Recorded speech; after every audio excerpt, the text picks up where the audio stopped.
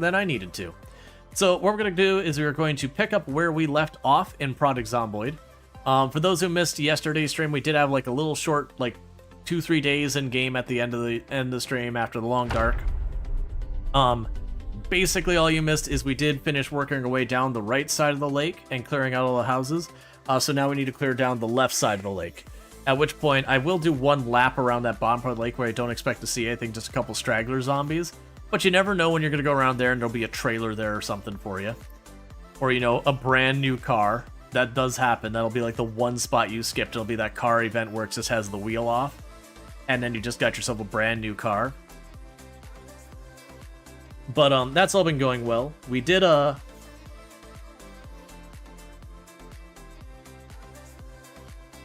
the devs are working. Okay. Yeah, so I'm hearing that Zero Seaver does have like a 1.1 patch coming out. Yeah, that's fine. I wasn't like going out of my way to do that right now, but yeah, that's good to know if there's a better time for me to do it. All right. But yeah, so I did start getting my blacksmithing up and running, so we have been smelting chunks of apparently it's right about the level running right there.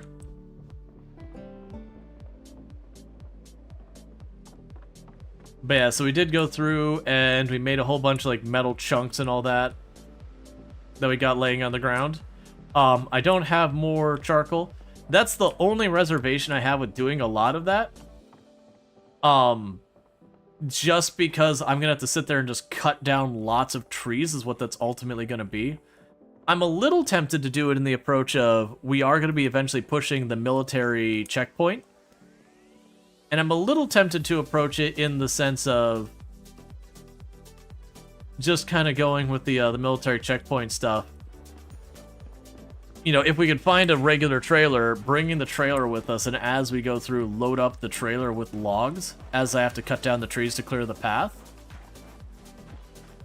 And use that. Is that inside your boundaries? Alright, gotta get you back over here. Hide that. Scoot you. Okay. My cows keep leaving the boundaries, and then I gotta go track them down. Luckily, they don't go very far. Yeah, looks like all cows are accounted for. Cool, cool. How's our weight? 83. Alright. I also have no idea how much food I've got on me. I've got a jar of potatoes that's looking pretty good. Alright. So it does look like we're in good shape here. The next thing I need to check is we are on the 20th. And my last helicopter was the 12th. So I got 2 days until the next helicopter can happen. Thank you, Mohan Rai, for the 45 stream streak. I do really appreciate that. Catch the last 45 streams without missing one. So thanks so much for that.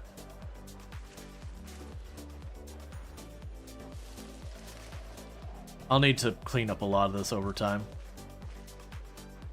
But the cows are all taken care of. Oh yeah, yesterday someone asked me about where our bull driver is and why we're driving the taxi. It's here, its hood and all that's just about gone. So we're in that situation where I still have the car, it still functions, but it's in really bad shape. Which is why we switched over to the taxi.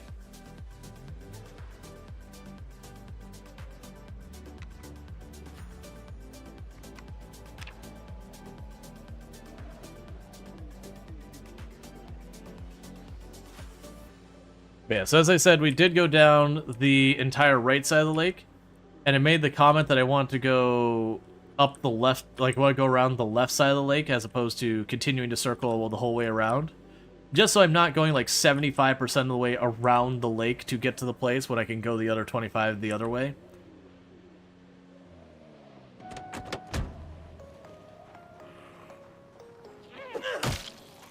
Oh, I've got my pen light on me.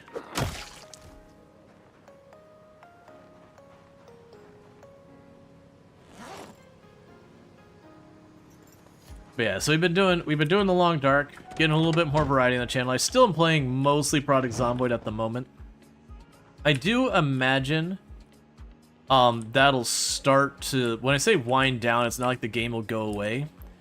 But as like as the updates start to slow down a little bit, you know, as they get more and more of the low-hanging fruit sorted, and we're getting more into the more of like building out additional systems and all that, I will probably play a little bit less Project Zomboid on the schedule and, you know, get some more stuff. Because I know a lot of people want me to get back into RimWorld. There's a lot of other games I also want to play.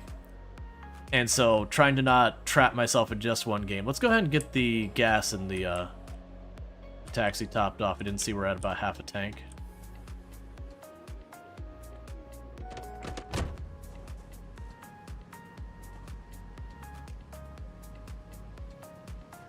I think it parked it too far away.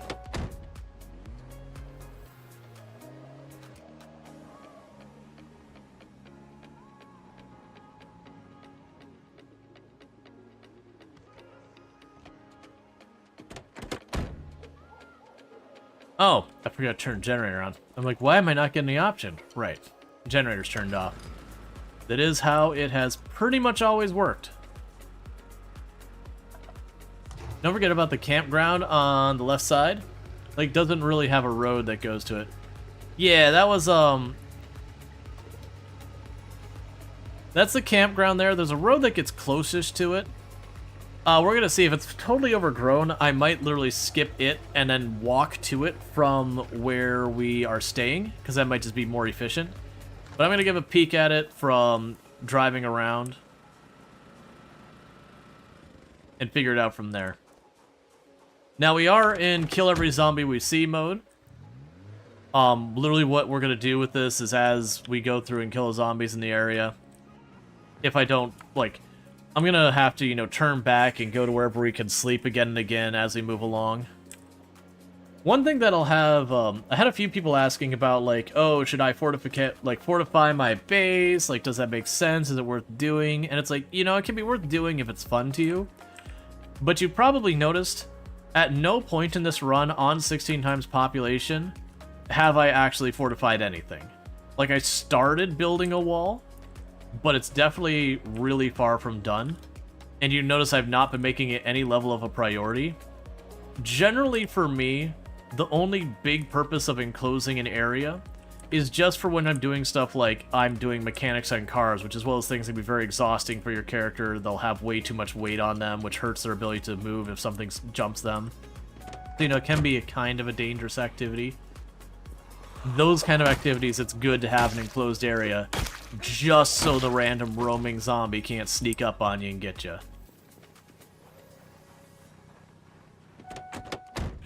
Can you ask what the biggest change in your opinion of the build? Thank you. If you mean for build 42.3, plumbing is supposed to be working, and then they've also made it so you can dig up clay. There is some balance changes, and there is a lot of bug fixes, but those would be the two like actual changes. There's a couple other additions and all that, but those are the outliers.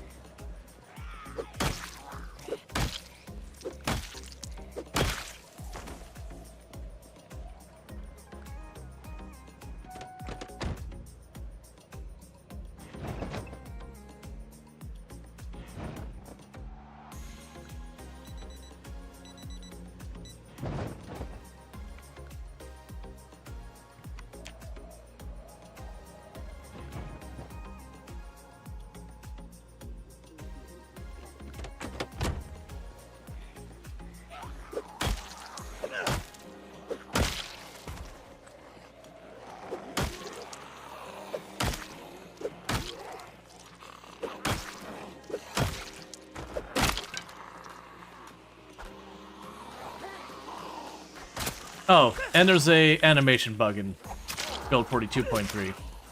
So if it looks like I do a weird nod at the zombies and then they react to it, I am stabbing the zombie. There's just a bug that makes it so you, the character doesn't swing if they're moving.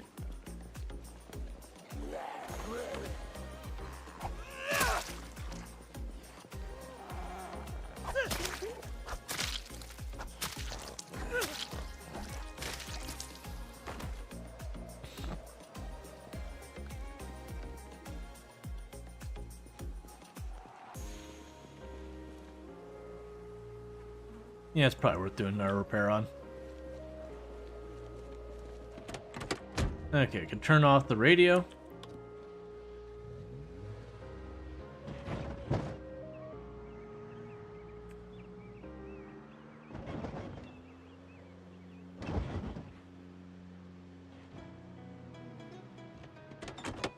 Yeah, so as you can see, we're just kind of moving forward, killing the zombies, moving forward, killing the zombies. For the record, right here is where we took our last helicopter. So we do have a couple stragglers here that rolled in after I left.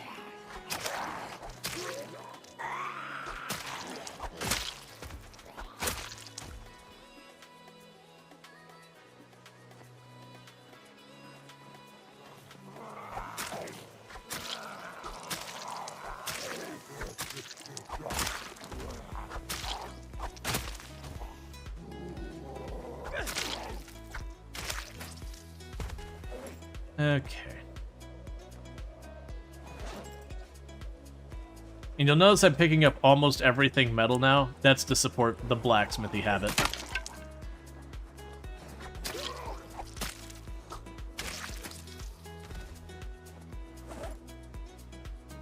I have our claw hammer. Alright, we'll grab that.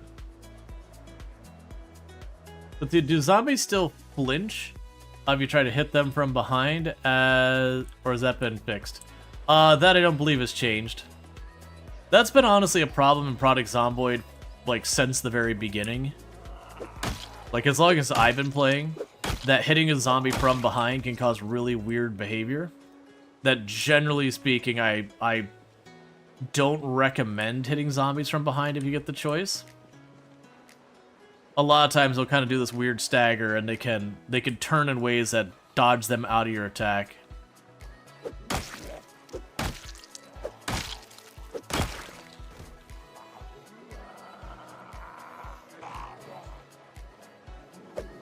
I wanted the hatchet.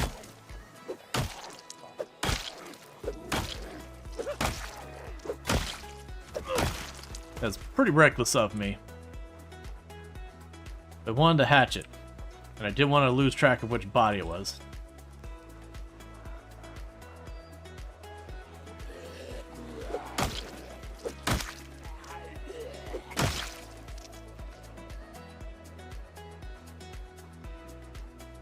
The not so silly? Yeah. I am very looking forward to it getting fixed. I very, very much think it was a good thing that this wasn't pushed out to the unstable branch yet. Honestly, the animation being glitched makes it really hard to gauge range even with the outline. And it just looks really silly. So I do think if this had gone out as is to the unstable branch directly, you would have had people throwing an absolute fit.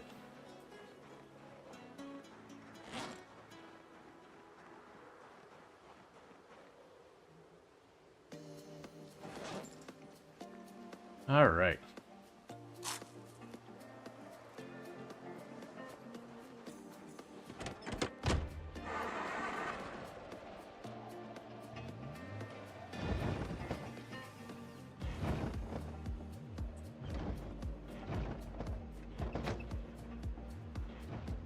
And once again, we move up.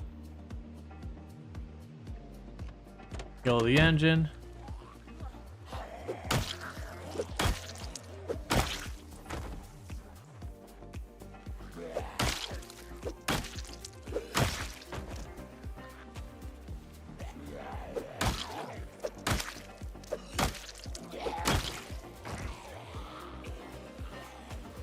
All right.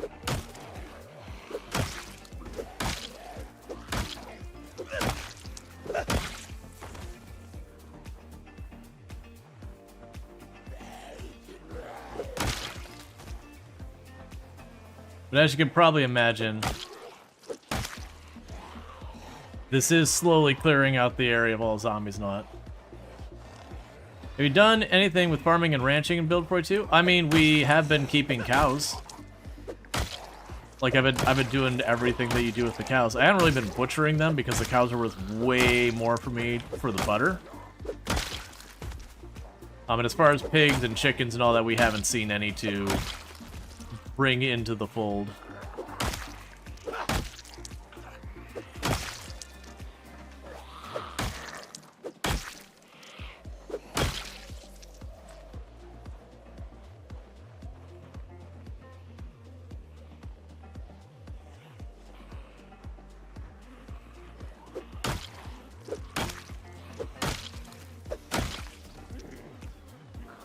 Keep backing up.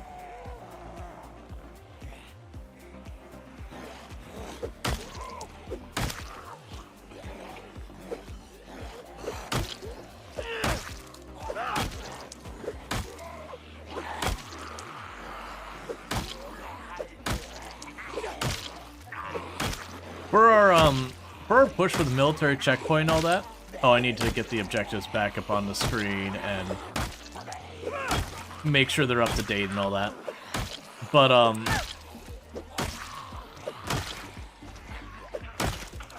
for what we're working on we want to push the military base as our next goal, which is, yes, skipping kind of like to what's kind of effectively the end game boss of Project Zomboid.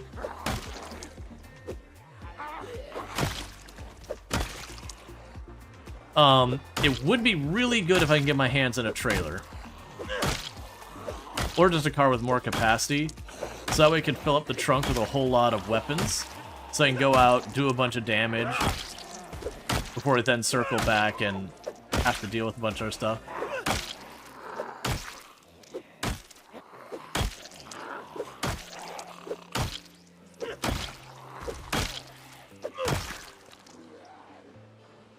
Only 2 left? Okay, we can push.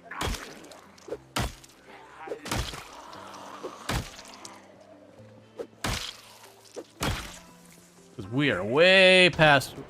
Don't meta-event me right now, game.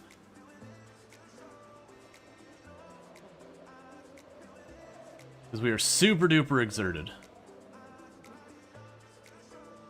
I'll catch up with Chad in just a second where I'm not in a little bit of a sweaty spot. Okay. So you're joking to tell people you're headbutting the zombies? Yeah, I know we've been joking about a couple different things. Let's see, you found a couple of cows, milk them, get a few bottled waters because you can't find a bucket. Do you have respawn on? Nope. You tried farming after Build 42 was public. It was not good, as far as everyone else. Yeah. I think with Build 42, like just in general, the devs went too far on the realism side with the farming. And it's just really not in a good place. Why don't you foot stomp when finishing zombies in the ground? You don't get any of the maintenance or combat with your weapon if you do that. And I can make my own weapons now, so I'm not hurting to maintain my weapons.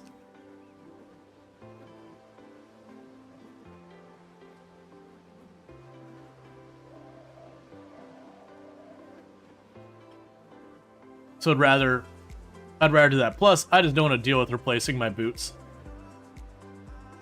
I'm a very lazy Project Zomboid player, and the less effort I can put into it, the happier I am.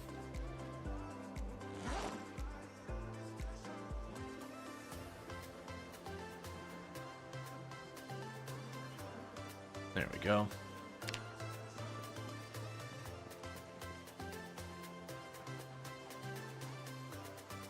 Yeah, no, the big thing that being said there is because I had really, really bad muscle strain on my arms, the stomp would have done more damage.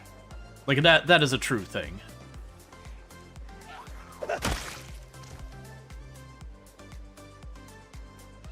It's just, for me, I'd rather get that tiny little bit of maintenance XP and that tiny little bit of weapon XP versus being a little bit more efficient.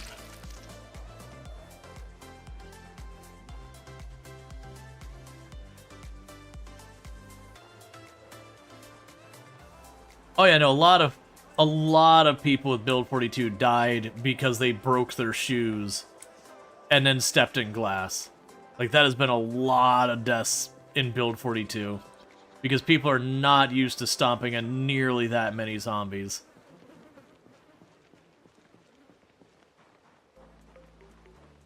It's also really easy to miss that your shoes broke.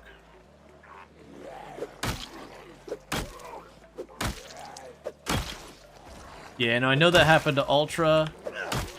Like, there was like 4 or 5 people I saw that happen to. It's just when your shoes break, it's not super obvious if you're not watching your character's model very carefully. Because also when they break, a lot of times the shoes will appear lower in the inventory. So you just don't even notice them.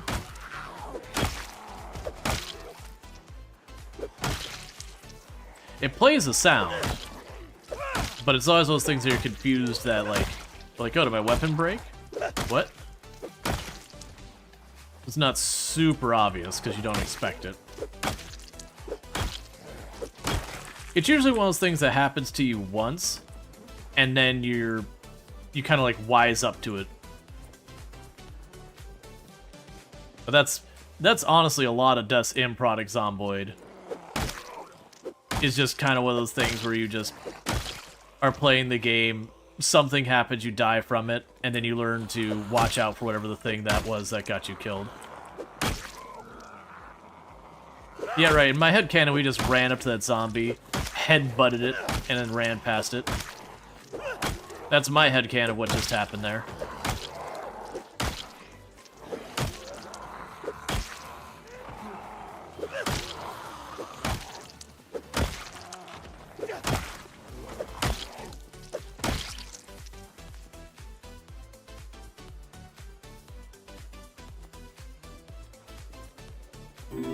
Alright. Thank you for the follow. Welcome to the stream.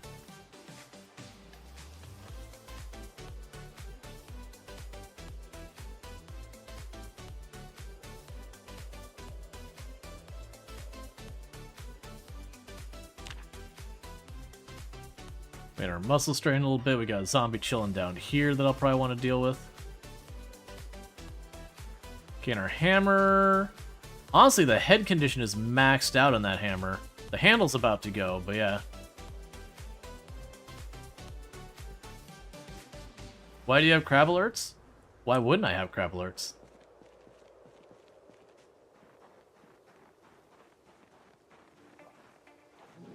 There's been an intention on doing a retheme on the channel. It's just expensive. That, for a lot of the emotes and all that, using the little crab is just kind of a thing. Not that I'm gonna have, like, a crab art thing. Shark alerts would be cooler. Nah, sharks are mid. I actually don't have a strong opinion on sharks.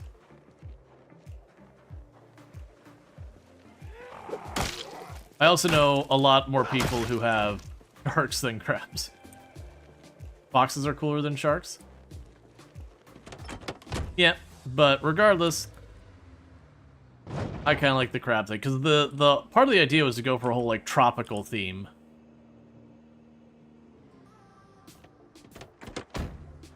Like, and I started work on it, but it's just one of those things that those do take time to do. They're expensive and all that.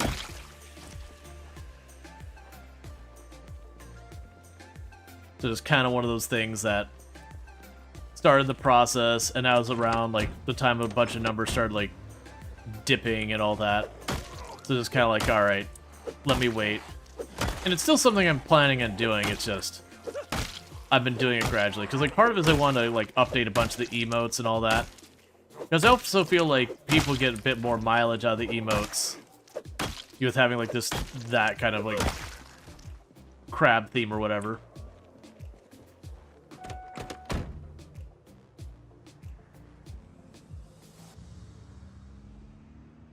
It's also something to differentiate yourself. Like, for, like, the cat thing, for example.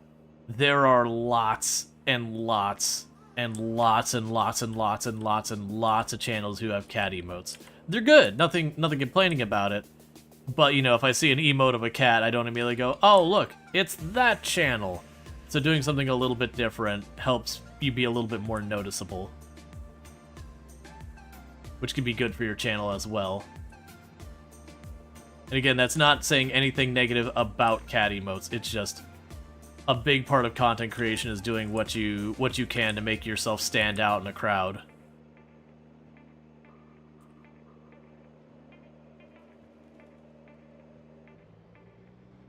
Alright, so it looks like there's no zombies really over in this area at all.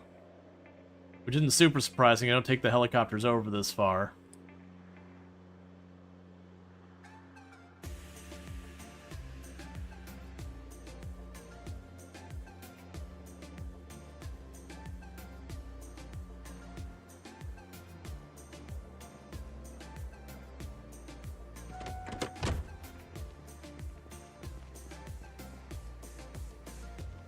Yeah, so are people saying you couldn't hook up to the burnt cars? You can still hook up to the burnt cars.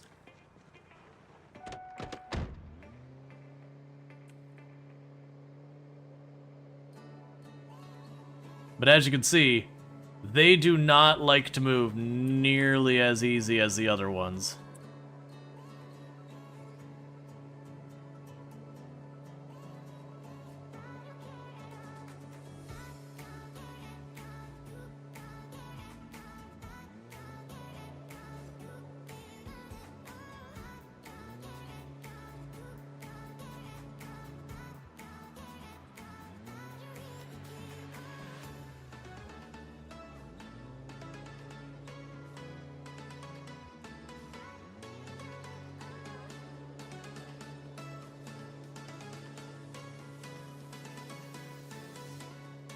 What I want to do is I want to just get it off the road. It's not really cooperating with me.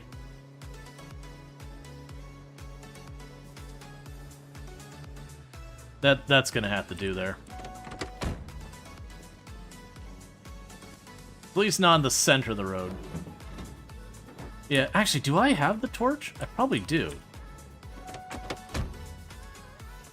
I'm pretty sure I do actually have a torch in here. Yeah, we can take you apart. The downside is dismantling cars does not give you, welding XP. Oh, actually, no, maybe it does give you welding XP. It does not give you metalworking XP. That's what you used to do, is that was one of the ways to get a lot of your metalworking, is run around and take apart cars and such.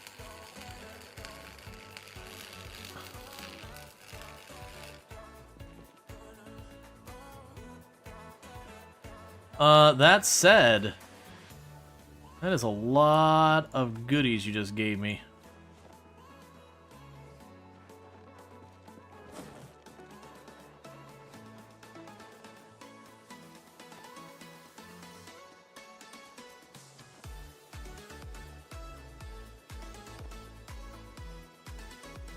Don't need all this on me.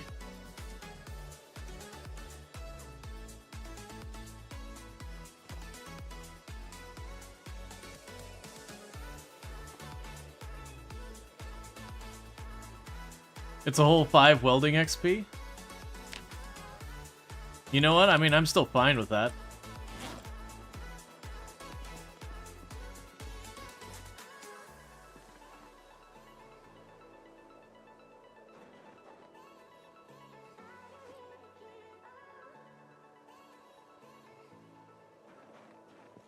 Oh, that completely emptied the torch. Thought it used to be 1/4 of a torch did that. Either way, we'll figure it out.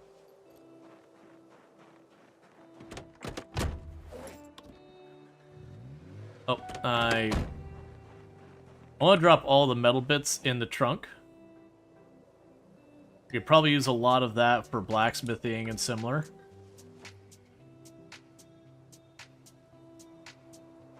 There we go. Pringles or Lay's stacks? I don't know if I've ever had Lay's stacks. I do like Pringles, though. That said, I usually don't buy either of those, because compared to getting other chips, they're just way more expensive per volume. So while I like Pringles and all that, it's not something I typically buy myself.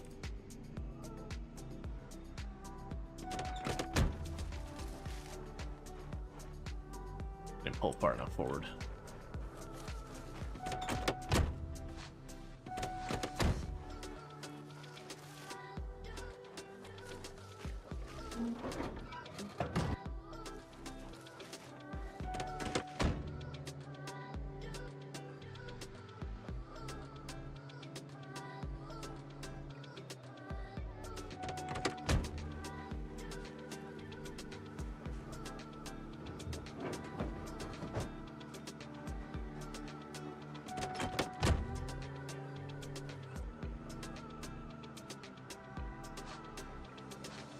Husband's giving you lots of compliments? Nah.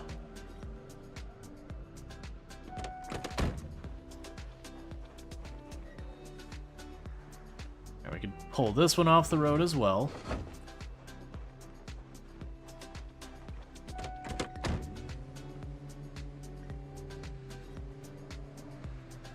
Alright, 1 second, zombie. I'm doing a thing here.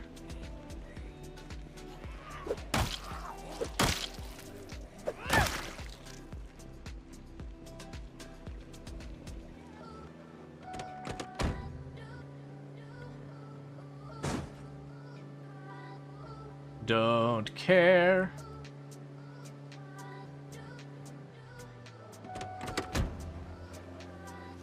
Slamming one wreck into another doesn't bother me.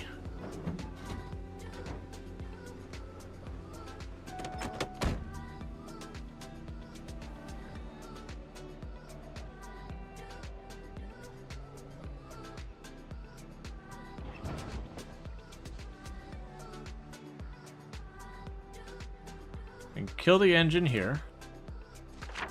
Pull up our map, and we have moved you to be over there.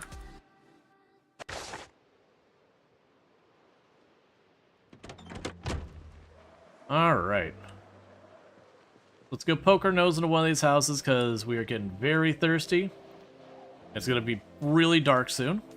So rather than getting around that corner and starting the next fight right now when I can't see, I'm just going to rest it up.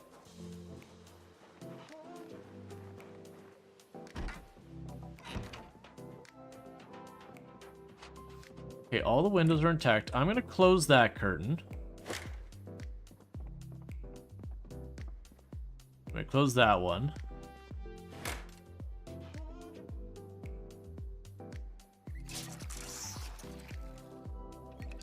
Pretty sure we already have that newspaper, but grab it anyways.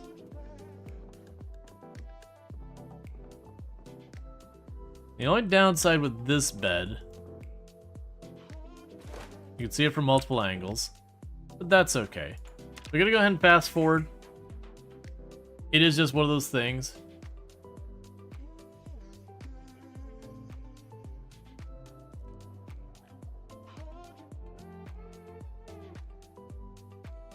There's no window? Yeah, but I want the other window for light. If I'm here, though, the zombies shouldn't really notice me through this window very easily. Versus having both those windows, no matter what, it'll be straight line of sight. So there's my bot. Yeah, no, we have our bot where when people mention cannibalism or cannibalize or anything like that, it just swaps it out for taco. And that just kind of goes back to, I play a lot of RimWorld on the channel. And it's fine when you have like jokes about like cannibalism and all that kind of stuff with RimWorld, but it just gets kind of tiresome when it follows you to like literally every single other game. And it kind of finally got to the point where like, all right, either I need to start timing people out or I need to do something, because it is getting to the point it's like it was actually starting to just frustrate and annoy me. And so I decided to go with the bot. What do you think is the... Let's see. What do you think about maximizing media XP to level 3? Probably a waste of time. Like, I've always gone in the stance that waiting to try and catch your shows at the beginning of the game is usually a mistake. That time is better served going and, you know, going and locating food or tools or whatever other stuff versus trying to maximize the TV side of things. And plus, it only gives you up to level 3, which is the easiest levels to get.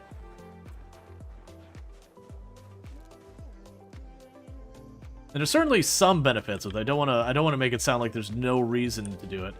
I just find most of the time when people try to have strategies based around the television, what they ultimately end up doing is just fast forwarding again, you know, through the earlier part of the game and putting themselves like they've got more levels and stuff, but then their entire situation outside of those specific skills are not as good a spot. Yeah, no, there's certain skills that they did have a TV show at the beginning for, and I'm not talking the VHS tapes because you can do that whenever the heck you feel like it. I'm talking about like catching the programs that play like every 6 hours or whatever.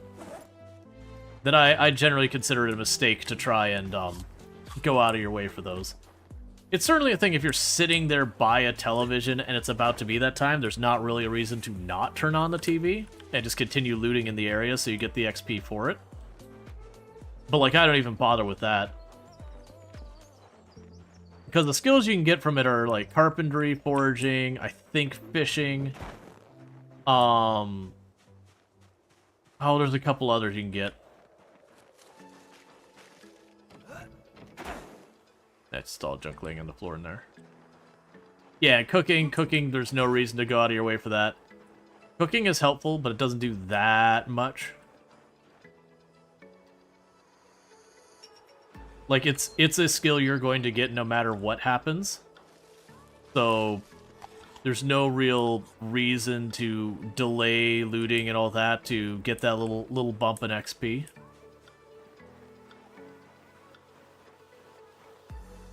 You're right, the first three. You like the fishing show. Yeah, no, the fishing show, there is some argument to be made there for the fishing pole.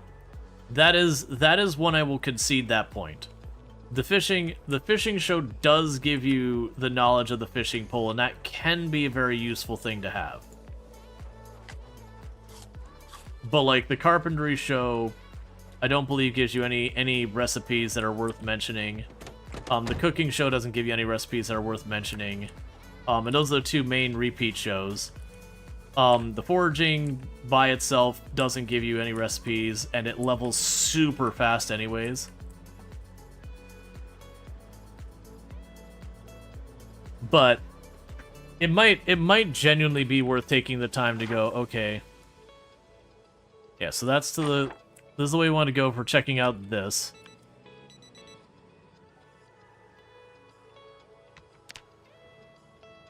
So we haven't been over here at all, so I probably have a lot of zombies in the area.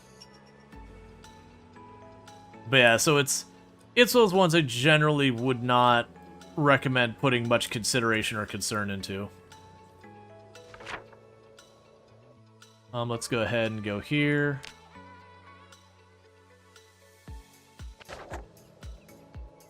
Gonna try and pull that off the road. Because sadly, I don't have more propane on me. I could probably make more propane happen. Just go locate a grill, I think. Are there any good cooking recipes? Not that I'm aware of.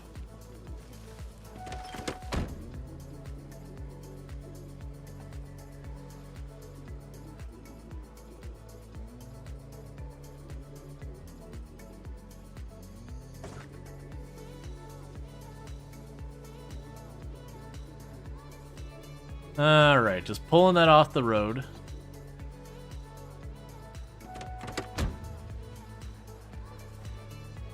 And I'm doing that way if I go driving around here and not watching really careful attention in the fog, I don't just slam into a vehicle in the road. Alright, nothing super noteworthy there.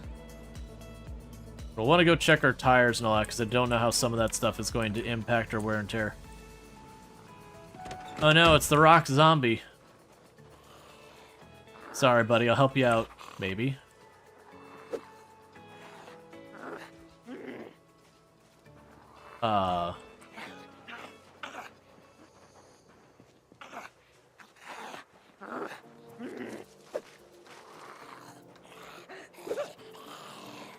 Alright, you live there. Oh, wait. You actually aggroed? Hey, you freed yourself. Okay. I was really not feeling like I wanted to push through that tree. I'm like, I'm just gonna walk up and get grabbed.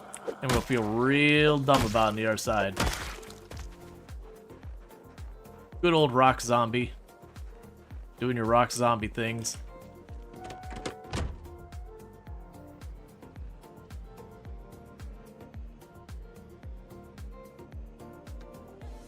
So far, not really seeing any meaningful zombie presence at all. We got a couple of stragglers, which is to be expected literally anywhere we go.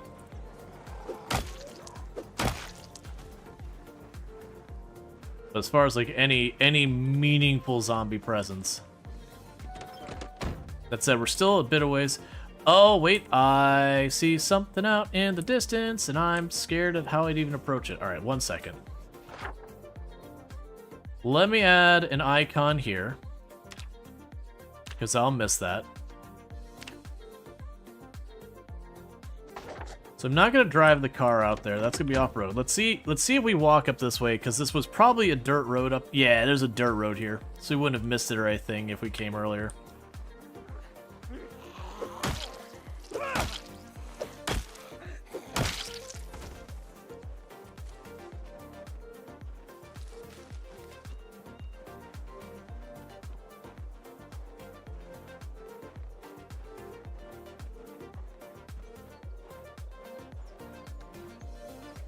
Rock Zombie and their song Dravula.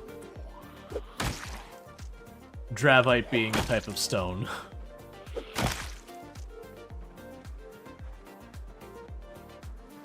I got really bad visibility here, which doesn't make me happy. Yeah, it's better. Okay, so we got a little place here.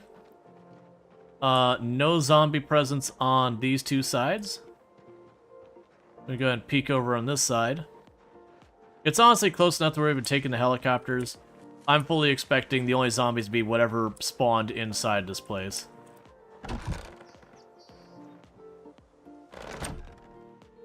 Okay. Make sure we're in the clear before we do anything else in here.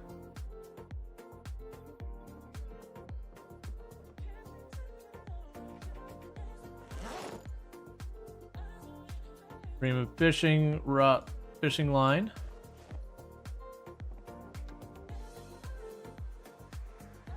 Empty duffel bag.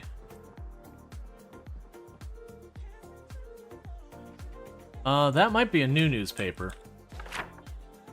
Okay, so that one's basically a bust.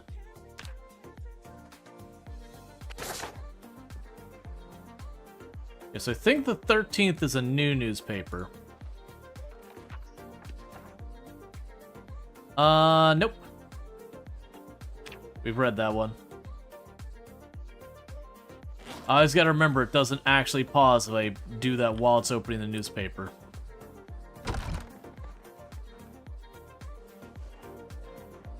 Okay. Fishing basket? Yeah, no, it's just a bag.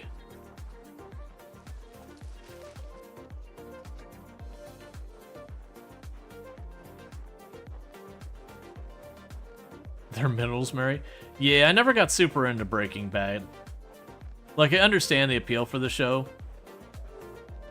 I think what kind of ruined that for me is I knew a lot of people growing up who practically worshipped Scarface. And so it kind of poisoned my whole, like, perception of the, like, the drug lord kind of thing, and being like, man, there's gonna be people who are just gonna emulate this. Not looking at it for what is, being like, yeah, this person kind of sucks.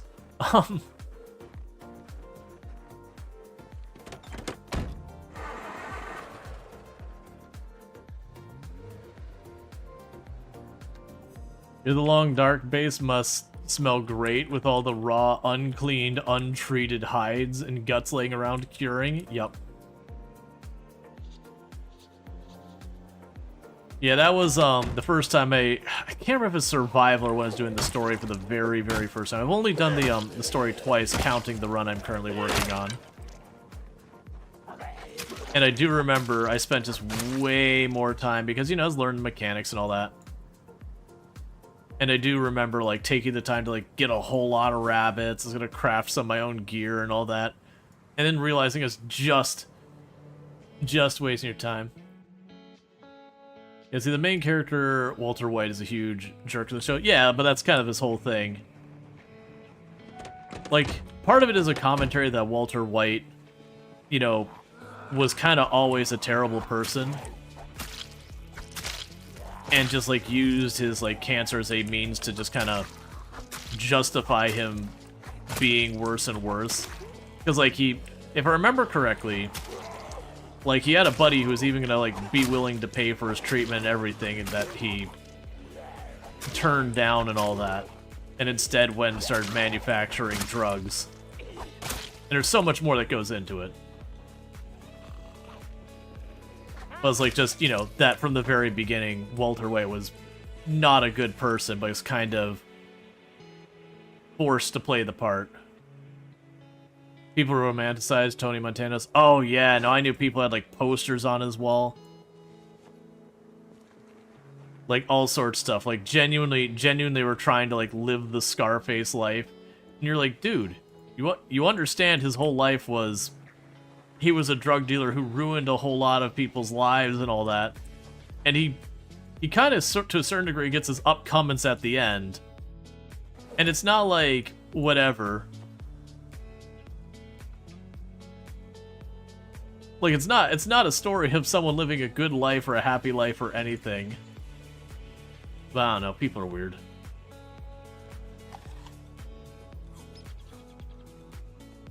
So what really was his pride. He had pride and just got hooked on the money and the ego. Overall, he was a good person who just sunk in and corrupted by his own actions.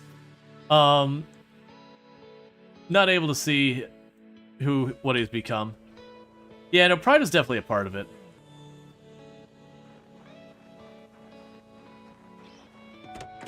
Figure I think crumbling around and realize what it had done. Oh yeah. Like I haven't seen it, but the point was, it's another one of those things that's, you know, telling the tale of like how you can kind of just fall into doing worse and worse and worse and worse things. And there is truth to that. That you can jeopardize your own values and morals for either convenience or, you know, personal pride or whatever. And that, you know, you can just kind of slowly go like a little bit more and a little bit more and a little bit more. Like there's very genuinely truth to that. Now granted, show context. There's several steps you take before going, hey, I've got my pride. I mean, no wonder you crash. Your entire trunk is nothing but empty beer bottles. But, you know, there's a lot of steps that, you know, one takes if you're a genuinely decent person before you go, let me just make ridiculously hard narcotics and start selling them to, you know, people.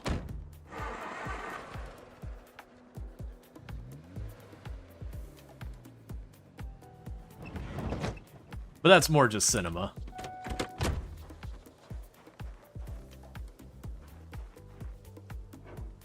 Because I vaguely remember, because I saw the very beginning of Breaking Bad, and it's just kind of one of those things that's just like, this isn't for me.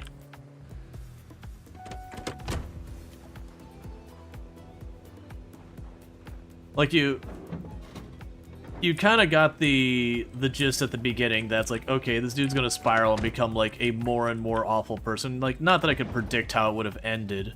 But it's like, alright, this person's gonna spiral and become more and more and more awful until either he gets his upcomings or, you know, something happens that changes his view or whatever. And it's like, you know what, this isn't a ride I'm interested in being along.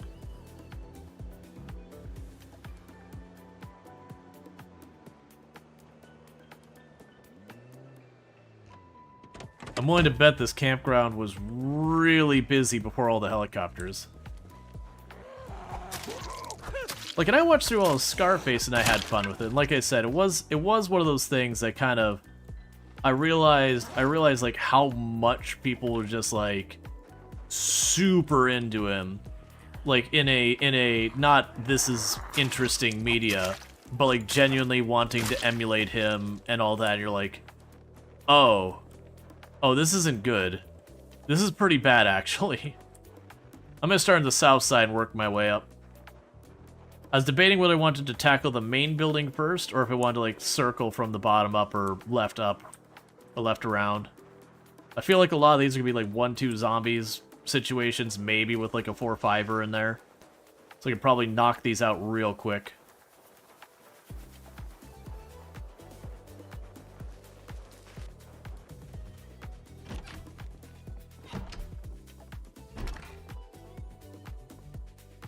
Ooh, okay. This is not what I was expecting to find here. It makes sense.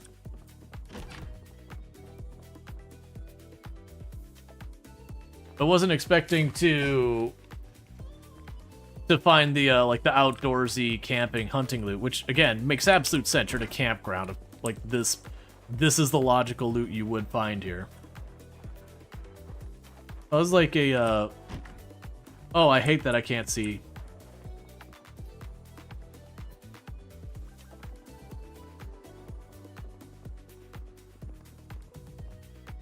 Oh, this isn't like a duplex, it's a bathroom.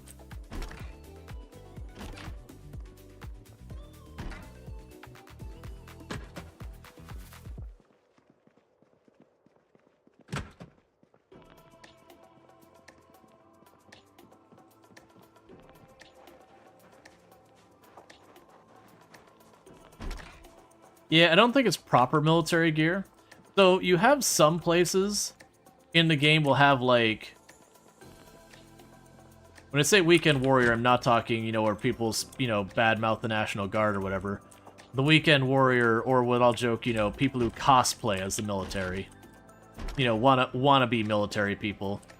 The people who practically military worship, but also aren't in any way military at all. And I always took, like, those kind of places as that type of thing.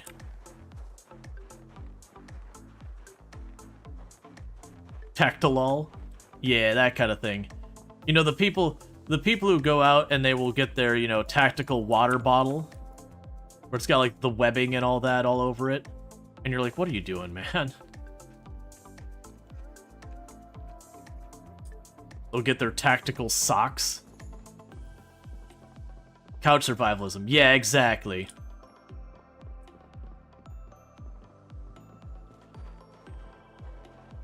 And they'll pay through the nose for, like, a lunchbox that, you know, has got, like, just rubberized panels glued onto it. And you're like, why do you have that? What is even the point of that?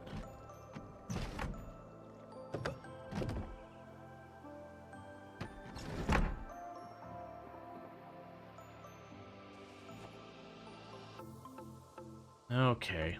Actually should check you.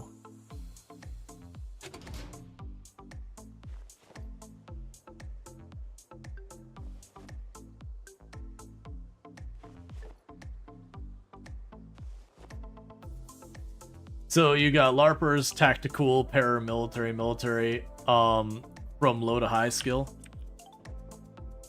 I mean, I don't even measure the people who do like the cosplay military thing on any type of skill. It's just wannabes.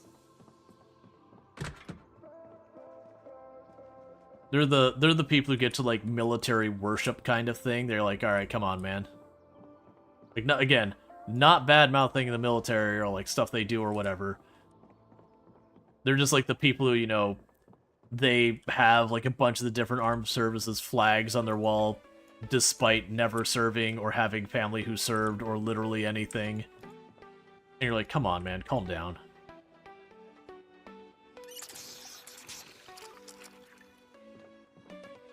There's also LARPers who are, know they're LARPing and people who don't realize it. Yeah, exactly. It's kind of like if you've ever been into like motorcycle events like Bike Week, Biketoberfest, those kind of things. You'll have people who are like actual, you know, actual bikers, actual motorcyclists, that kind of thing. And then you'll have people who like they ride their motorcycle like 2-3 times a year, mostly to go to that. And generally speaking, the actual like bikers are generally pretty chill people and all that. You know, you like any crowd, you've got some jerks in there, but generally speaking, relatively decent people to deal with. And then you'll have a lot of the ones who, you know, they're a bank manager most of the time. Nothing to say negative against bank managers or anything, but they never ride normally, and they'll take a trailer and they'll bring their motorcycle down, and then they'll be the biggest colossal asses they can be the entire time there, because to them, that's what it is to be a biker, is to just make a complete and utter jerk of themselves. Cat treats. And a lollipop to chase it down to make it all better. Do you not check the bags? I have checked the bags, I noticed. Oh, and a floor pickle? Hell yeah.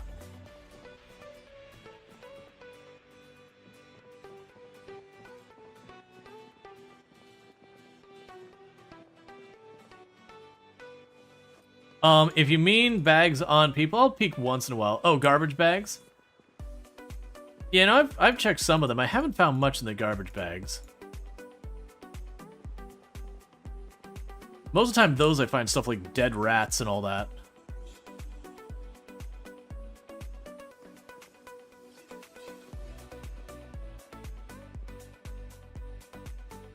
I'll take a crowbar.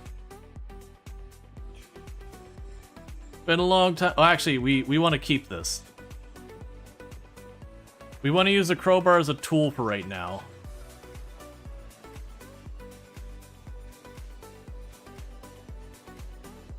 Because that I can pry out windows with. It's also very worn. It's got like 1 tick of health left on it, maybe 2.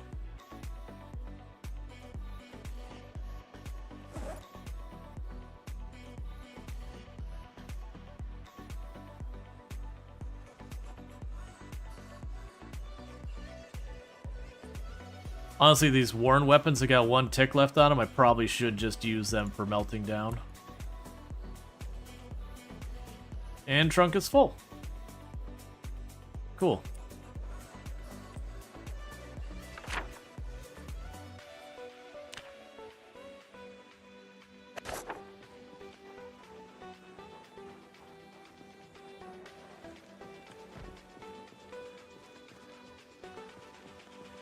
What am I gonna do? So, I am on the internal test build, and supposedly plumbing is fixed on this build.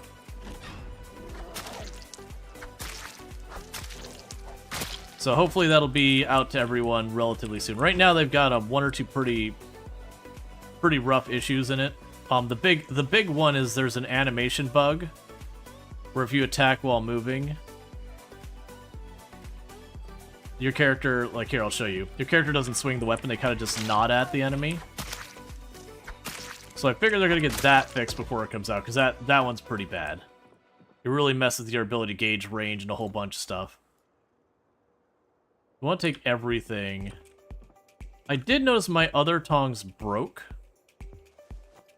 So I should try to keep those up.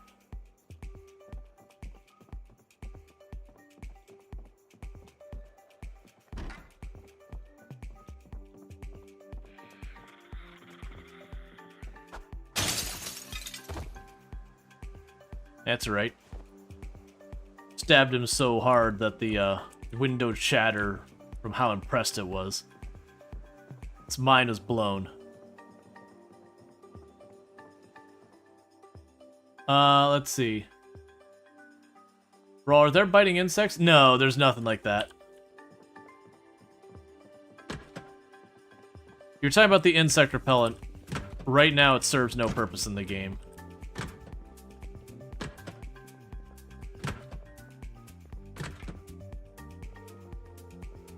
That's like 5 times? Yeah, I'm inside of a house where I can't see around the corners very easily. This is Project Zomboid, the game where I have to ignore chat like 2/3 of the game because any moment of not paying attention is the end of the run. So it is kind of one of those things.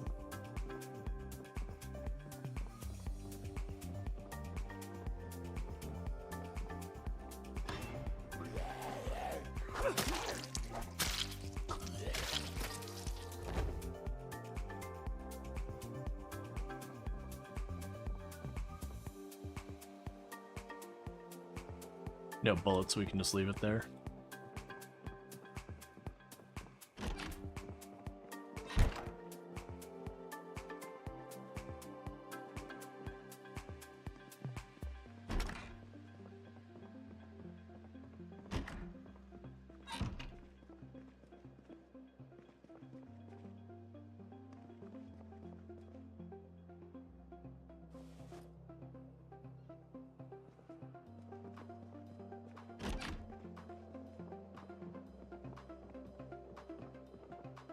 It's a door out to the next building, which we already checked. There is an upstairs. I have heard at least one other zombie here.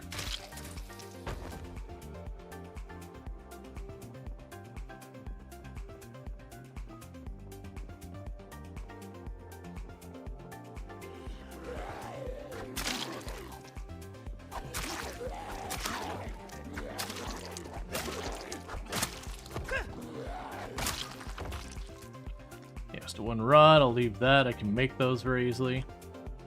Pretty sure I saw a zombie notice me outside, so I'll deal with that here in a minute.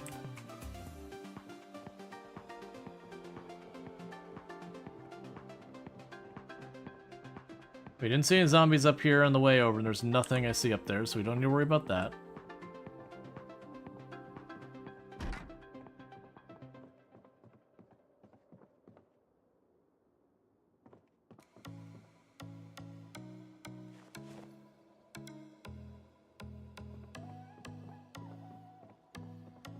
Alright. I can make handles, so not grabbing them. There we go. There's a nice fresh crowbar. And a shovel. I'll put that in my back. That's more, like I already have more than one shovel, so we can afford to use that for weapons. Eat the pickle. Is there anything here that I'm just like, eh?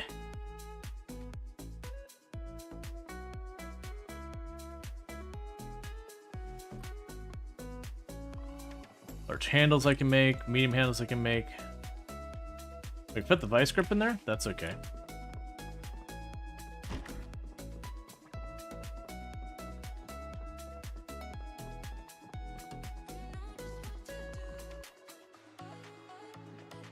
Alright, and then this building's cleared.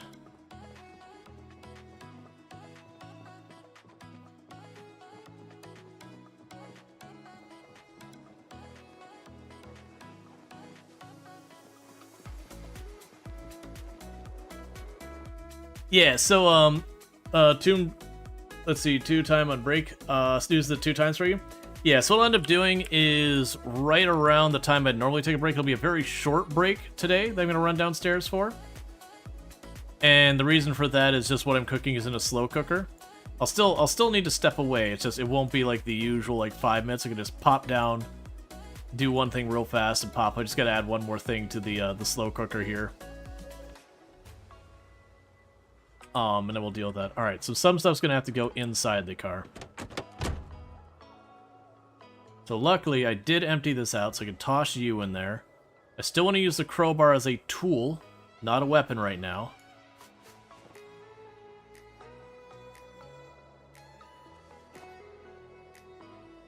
And then we have the back seats.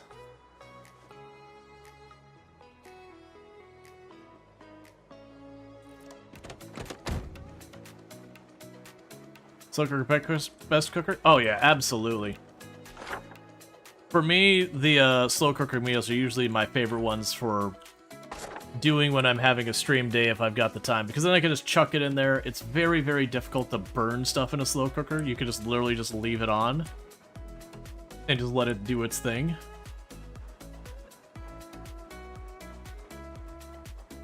And like if any delay comes up, no problem.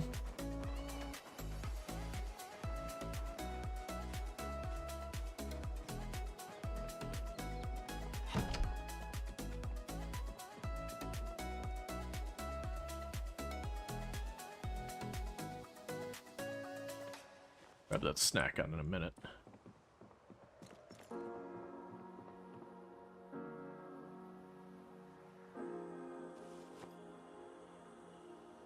Cool, that one's done. Yeah, this is like this is more of like an outdoorsy, like just fishing, hunting, whatever camp kind of ground thing.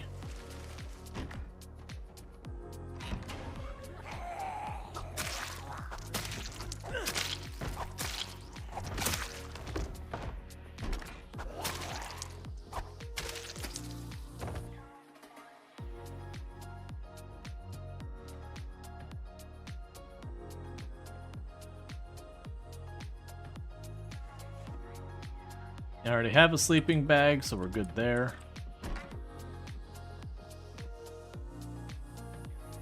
Fishing 2 is a book I want to keep.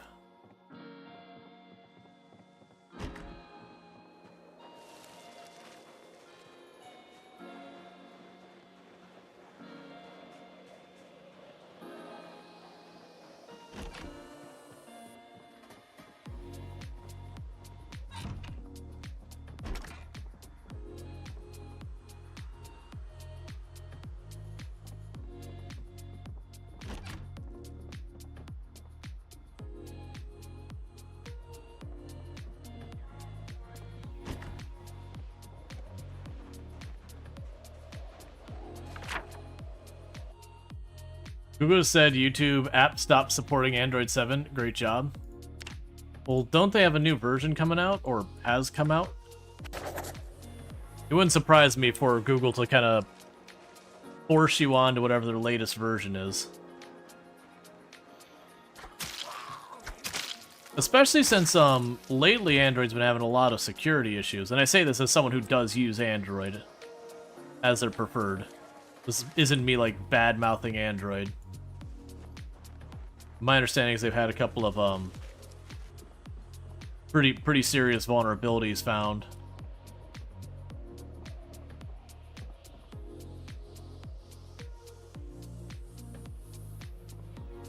Yeah, I gotta keep a close eye on those garbage bags from the looks of it. Not gonna bother with that one. We get through these last two houses. And then we can sleep. We'll see what the situation is with the helicopter tomorrow.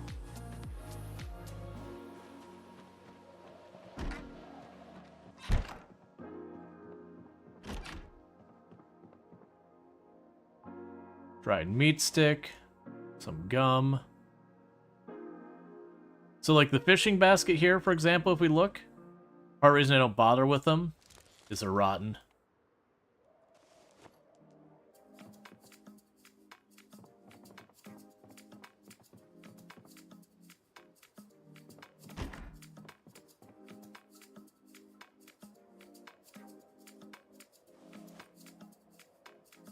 And I already have the empty water leather. I can actually get like several more of them nearby where we've been staying. You're on Android 15? That's what I was gonna say, is I thought we were number versions.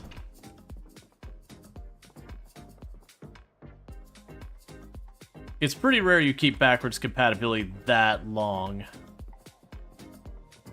There's definitely a point where you go, hey man, it's out of support. This is a you thing to figure out now.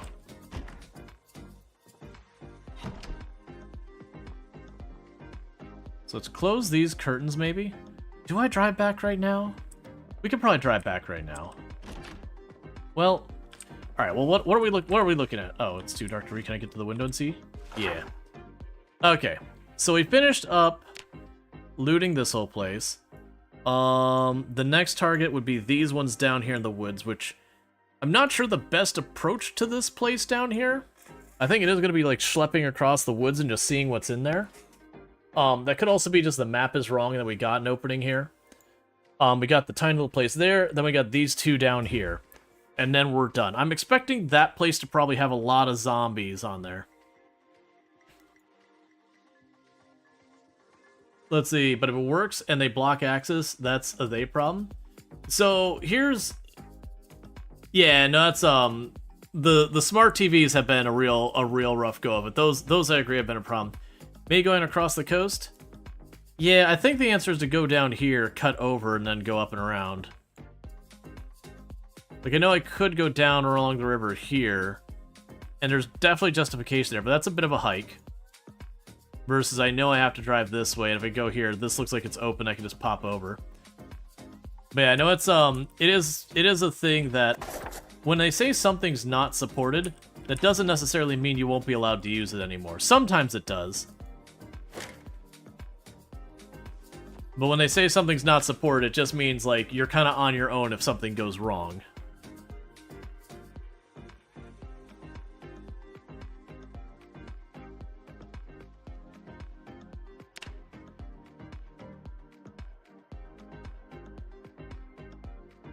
Alright.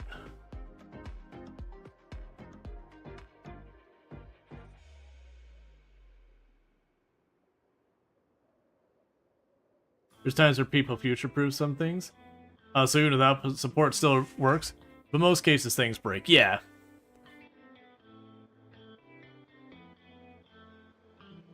You tried digging for clay yet? I haven't seen where I can do it yet. Yeah, generally speaking, when you're on a version of something that's far enough back that, like, it's fallen out of support, they're not going to be making updates for it, yada yada. It sucks to have to, like, take something that's still working and get the new version. But when you're talking about like computers and phones and these types of devices that are connected to the internet and all that, it's also those things you kind of have to accept that people are actively attacking those at all times. And there will be people who sit on 0-day vulnerabilities until like the day something goes out of support and then act. That's actually one of the things that was a big upset. I think it was like Windows 10? No, that would have been part of back. It was when Windows 7 dropped out of support. That there were a bunch of people sitting on 0-day vulnerabilities that were absolutely bad enough that what happened is Microsoft was like, okay, we're done. We're not doing any more security updates for this anymore. And like the next day, this really nasty 0-day got dropped on Windows 7, and Microsoft's like, all right, we're gonna do one more update.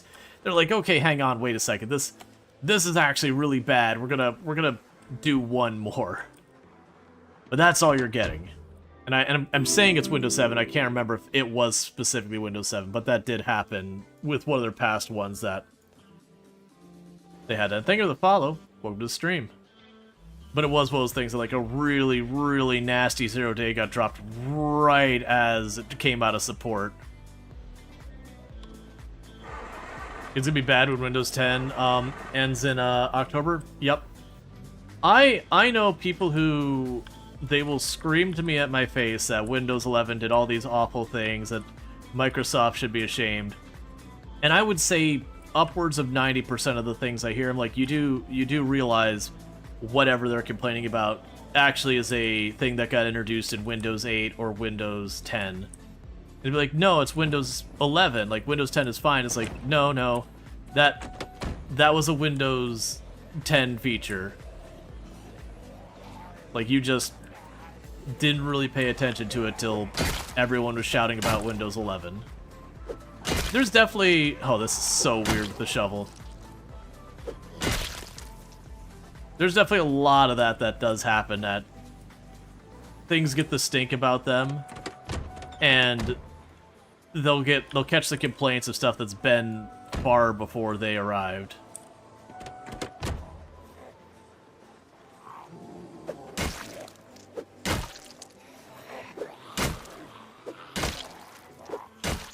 You've not tried Windows 11? If you're using Windows 10, it's basically the same thing.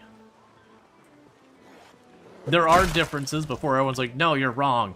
There are differences, but for all intents and purposes, it's more or less the same thing.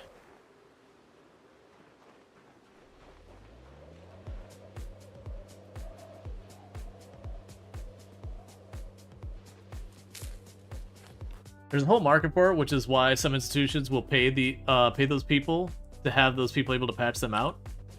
You watch a great video? Oh, the 0 days? Yeah, no, 0 days is a major business. And you're not wrong that literally everything suffers from 0 days. So for a lot of people, it's like, oh, well, I don't have to worry about security. I use an Apple or I use Linux. You're right, you're less likely to be targeted. But that's what's known as security through obscurity.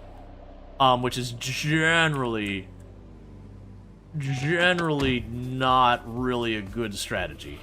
It's basically you're a small enough target, it's not worth targeting you.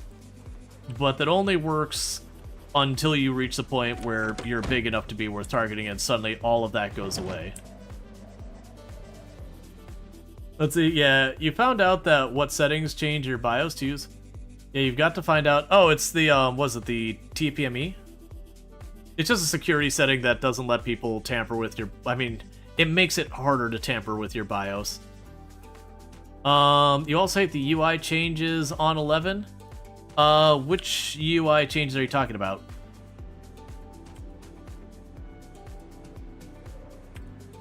Because honestly, in a lot of ways, Windows 10 and 11 look pretty close to exactly the same. Windows 8 and 10 are very different.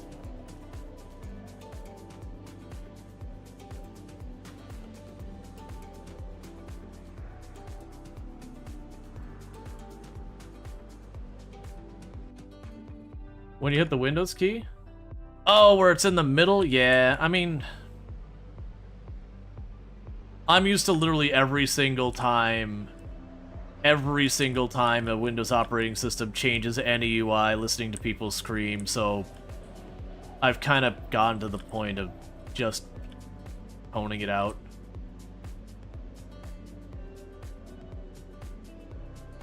Like, it's a fair complaint, to be fair. But, like, when we went from Windows 95/98 to XP, I listened to people scream at the bubblegum UI. When we went from Windows XP to Windows ME, which actually had a lot more argument, you know, expanded on the bubblegum UI. Or, no, was that when they made it glass? I remember people, like, throwing a fit.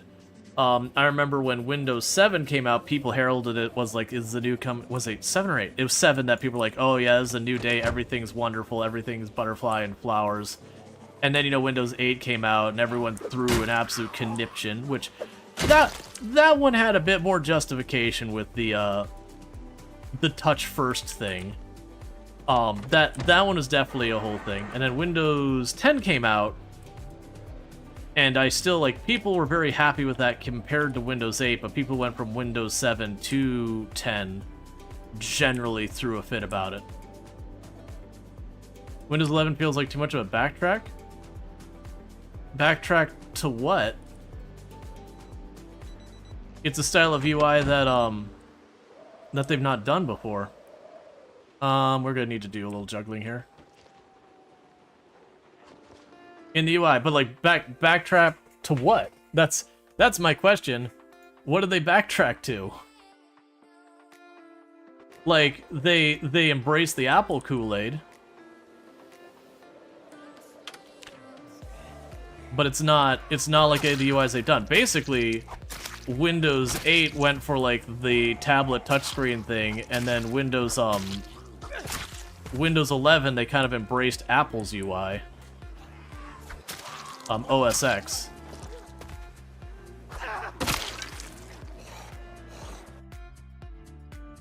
Let's see. Windows 8.1 was peak. It was the fastest, most stable OS ever made. I mean, I don't know. Let's see. You don't mind the change. It just feels more out of place with the Apple kind of UI. I would agree it was a weird change. Like that I agree was a weird change.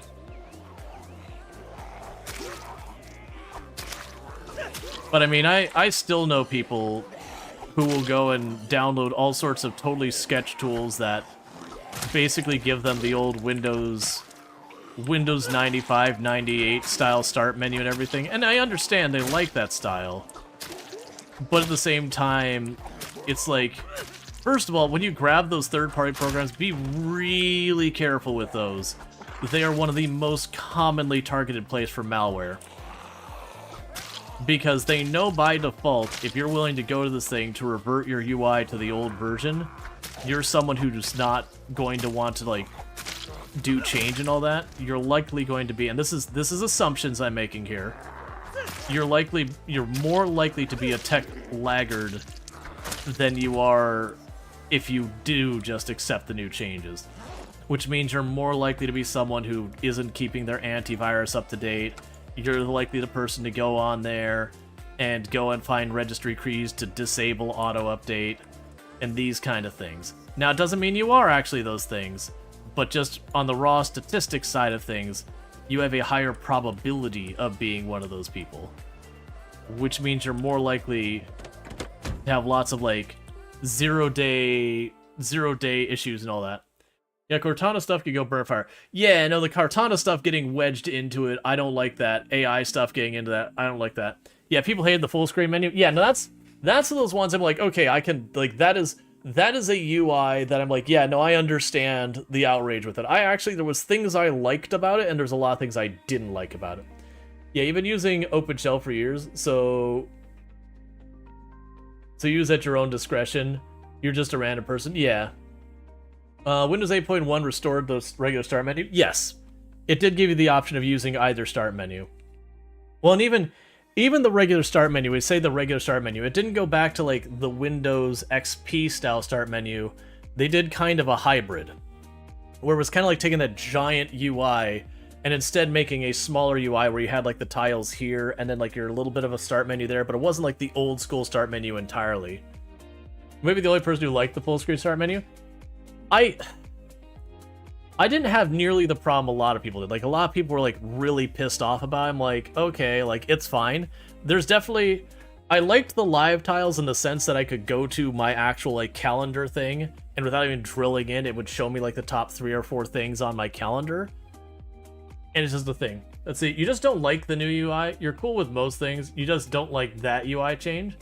It's easier to find a lot of things. Yeah, no, that's the thing. Change is annoying. Change actually does have an attrition. Change does take some cognitive load for you to relearn the thing you already knew and yada yada. So there's certainly an argument to be made there about that kind of thing. At the same token, we can look back at previous UIs and say there were strengths and weaknesses with this UI, and we can potentially improve on it. Not that we always get it right. But if we say, but we can't change it because people be upset, then that's how we end up where you go to your local retail store and you're still on a dumb terminal that looks like DOS in 2025. Because that's still a thing where you'll go to places like Sears and you'll still see them go to that dumb terminal, and it's like looking at DOS on those things. You're like, oh my god, how do you operate? Let's see, people install Windows debloater and then wonder why they blue screen. Yeah, no, it's the thing. Be very careful when you're grabbing tools that are supposed to like debloat to change the UI back to the old one. Those are very specifically targeted by malware because they assume you're someone who doesn't want to keep up with technology. And again, not that means you individually are that person, but in raw statistics, if you're someone who's like, no, I want to keep my UI the way it's always been, I want to keep this all the way it's been, you're more statistically likely to be the kind of person to deliberately delay updates, to disable auto-update, to not run an antivirus, these kind of things. You know, someone who just doesn't like change. And that means you're a more likely target for these kind of things. So just be careful. There are good ones out there. I don't know what they are because I don't care, but they're one of the places that get targeted the most by malware right now. With that said, we did just get an ad break as I talked through the whole thing, but I gotta get up real fast, stretch my legs, throw something in the crock pot real fast. I'll be right back here in just a couple minutes. It will be the 5-minute break because Tomb already is home. I was gonna just run down, do it, and then come back, but I'm doing bad at my timing. So I'll be back here in just a couple minutes, and thank you again for tuning in, and I'll be back in just a few.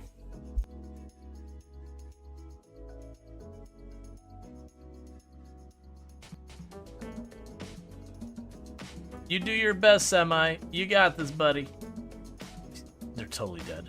Alright. Okay.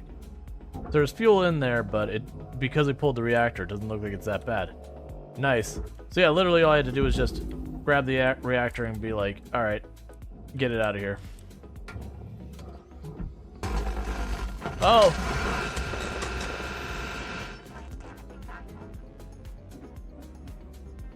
There's apparently still fuel in that line. You know what we should do that our characters haven't done? Let's have a lantern. A sky lantern thing. We've done this, I think, 3 or 4 times in this run, and we have had not a single one that has been a positive experience. So, we'll see if this one's better. It's the first time we've had one with clear skies.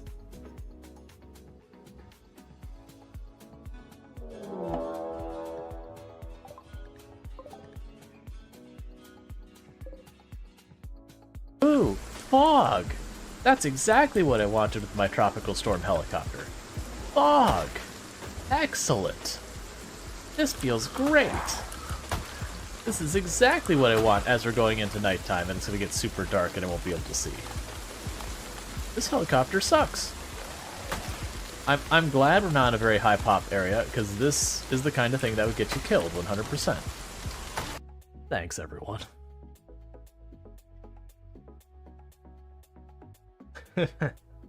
Sorry. I did not expect that to do that. My apologies. Stop it, eyes. I need you to cut it out. Are you having an emotion? Yeah. Don't you hate it when that happens? Think we broke Strainer? Yeah. I think I've only gotten teary-eyed, what, 3 times on stream?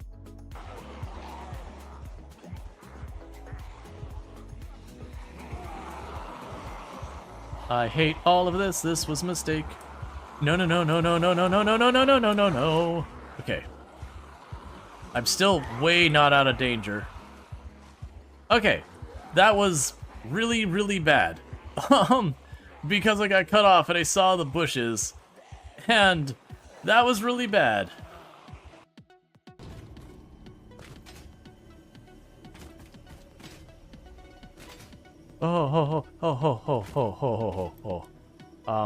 Okay, hang on.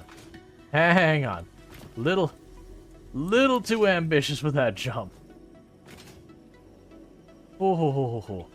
Yep, let's, take a minor detour.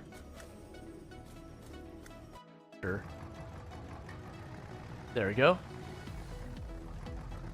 It's kind of wiggling to get the trailer to shift, and then turning the wheel straight so I have less resistance.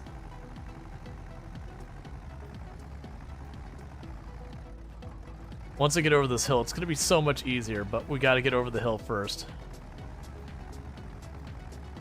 Come on, come on, come on. Oh yeah, no, we already knew we needed a new tractor. I just don't have the money for it. But my hope is that this is the money for it. Oh, I just realized something. How am I going to get onto that plate? If that little incline is too much for us? Because that plate is raised. I mean, I guess we're just going to try and go for it. Momentum, carry me. Actually, it doesn't look like it's going to be that big a deal. I'm hoping. And we're starting to sell the mushrooms. She was in a fit of rage. She was really bored. She wanted something to do, and she had a knife. You know, we've all been there, right? Just you get a little bored, and you would just attempt to murder.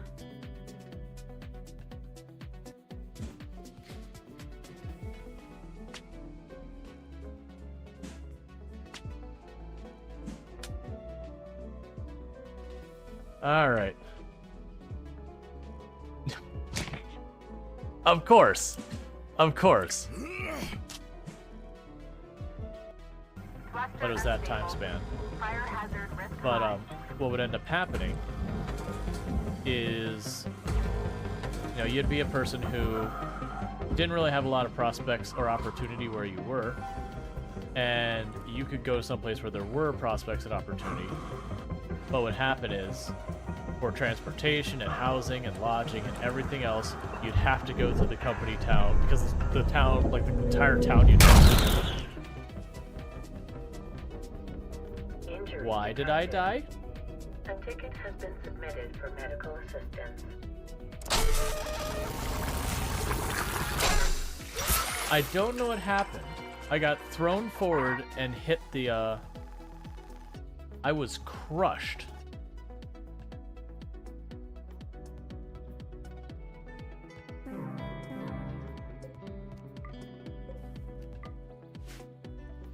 Well, that's not gonna help us. Yep.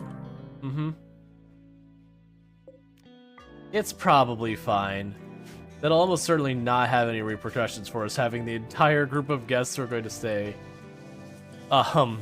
die from heat stroke.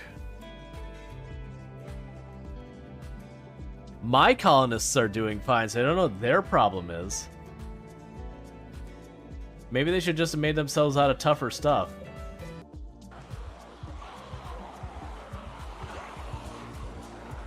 Oh, we're probably dead here. That's it. Individual groups or whatever like that. Oh, you legitimately scared the crap out of that. That's the first time I've been gotten with that in a long time. Whoever did that, you were well-timed, probably Cookie. Because this is legit a place that always makes me nervous. And I was looking at chat for a second, and the noise played, and I thought I had just gotten got. It's very rare that I actually get caught by that, and that was like, I'm not afraid to admit when I do get legitimately caught. Well played.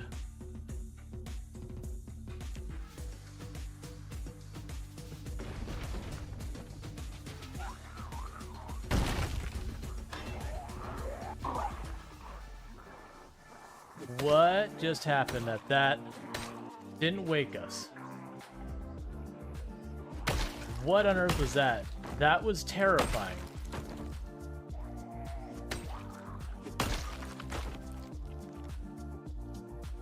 Huh. So, the moment I heard them smash it, man, I'm surprised.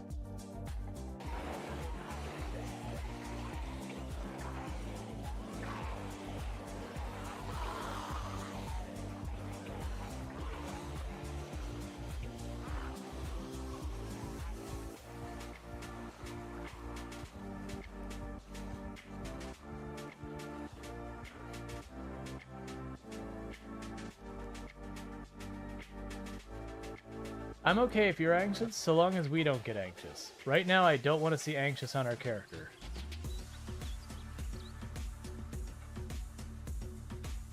We're just going to see if our Nimble 5 will carry us through. Now, our hope is that we actually got the zombies off the car.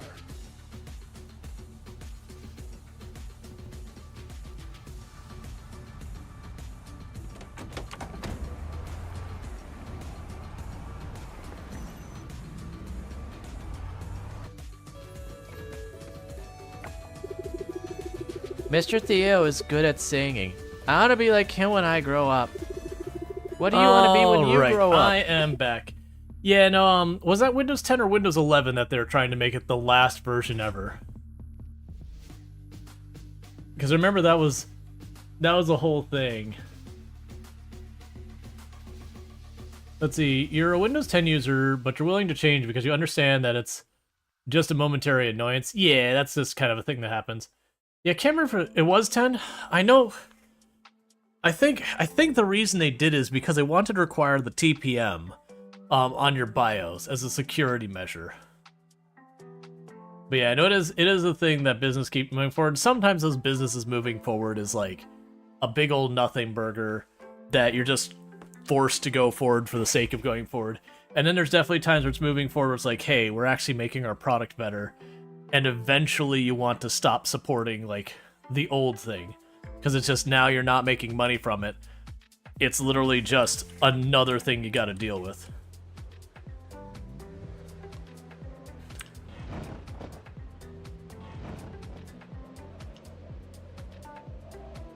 Oh, right, we were gonna do those buildings over there. That's right. I was like, something didn't feel right here. Alright, so get rid of the zombie that saw us. And then I got these 3 buildings to the right that I'm not sure what the situation is over there. People kind of went back to forcing people to upgrade to 11. Well, that's not unusual. Usually Microsoft at any time is only supporting 2 or 3 versions of their operating system. They'll support like whatever the brand new hotness is. They'll support like one that's one version behind. And then sometimes they'll have like the business operating system kind of thing. And, you know, then sometimes that'll be longer. So, like, back in the days when we had Windows NT and 2000, those were, like, the business versions of Windows. So those got a bit longer lifespan than, like, 98, 95, XP, those kind of thing. Let's see, the arbitrary TPM requirement annoys you. Your wife is using an old Windows 10 PC and still working fine, running everything she needs and not planning to buy one for Windows 11. Yeah... So, them wanting to require TPM is honestly for a good reason. But I feel like what they really needed to do was have it so, like, why are we not moving?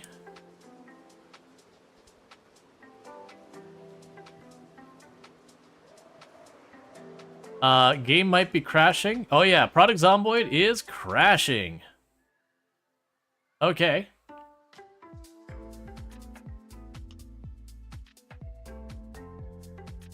Is progress to fix something broken, just ignore it and release a new model or version? Well, it is one of those things that when you get to like TPM, it is functionality that serves a good purpose, just to be clear. And I thought they gave workarounds at the TPM requirement.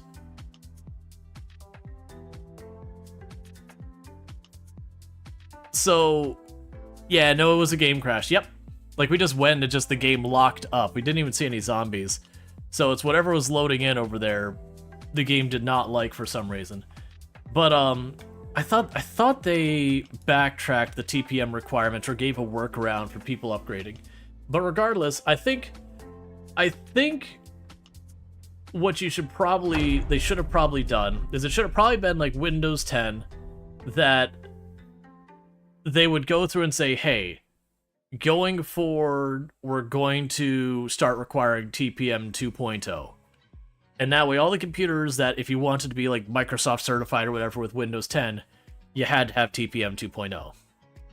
But instead, they just kind of jumped right in and said, Windows 11, okay, you're required to have it. And I feel like they kind of needed to have like a middle step there. Okay, so we did lose 3 in-game hours.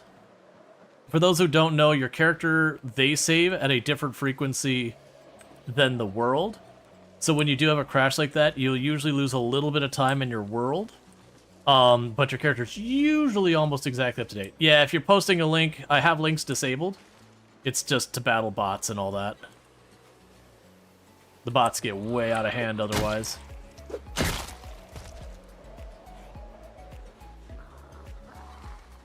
Yeah, no, 3-hour setback isn't a big deal for that. It will mean our sleep schedule for this in-game day is going to be completely jacked up.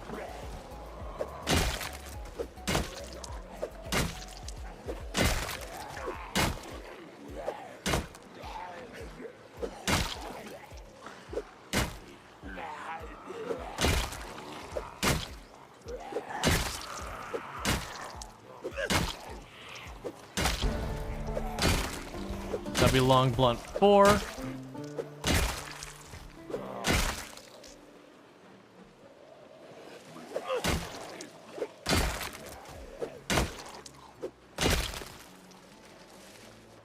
Okay.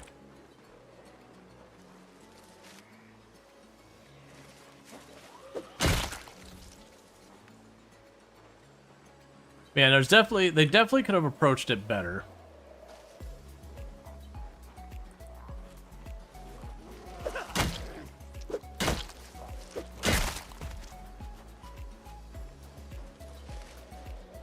But I also know people who've been trying to run XP for years, and because they just don't want to update. You know, eventually they get to the point where they just can't get stuff to work anymore, and they have to update. So yesterday you crashed, and your bag of the floor disappeared? Yeah, because that's when your world state doesn't keep up. The worst I ever had was when I was doing the 10 years later mod, which is one of the reasons I don't run mods like that. Where I had locked the door because I was playing with the zombies. I could open doors and windows. I had locked the door, gone to sleep, walked down, went to do something, and the game crashed.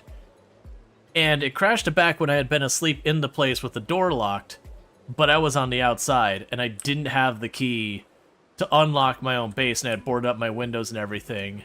Because you needed to do that when you're dealing with those zombies that are smart enough to open doors and windows. And so I got into that situation where I couldn't get into my own base without destroying my doors or windows to get into my own base because of it. And we had that happen twice, and I lost one of my main backpacks doing that. And that was basically when I quit out of that run, said I'm not running the 10 years later mod anymore. Which is really popular at the time. It's like, yeah, no, I'm sorry. It keeps crashing my game. Which became kind of a known issue at the time. But man, it was like every other stream I was getting asked, you know, when am I going to run it? And it's like, I did. It was super unstable. I can't, like, I do long runs. I can't afford to run unstable mods. It's one of the main, like, one of the many reasons you'll see me run very few mods. I've been bitten by that kind of stuff so many times. Let's see, basic Windows help page, used to have instructions for a workaround. Now it says, if you install Windows 11 on a device not meeting Windows 11 system requirements, Microsoft recommends you roll back to Windows 10 immediately. I'm willing to bet that's a security thing where someone's probably attacking it. And it having the expectations. Are you actively on fire? There's smoke coming out of that. That is an actively on fire building. I've not seen that before where you didn't start it yourself.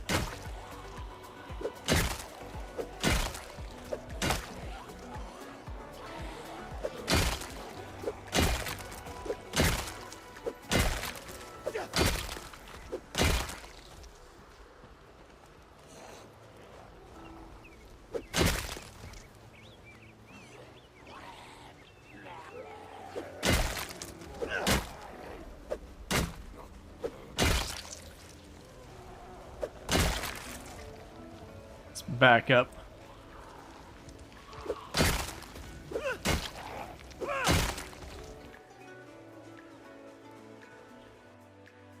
You said we shouldn't start the fire or thing? Someone mentioned something about it.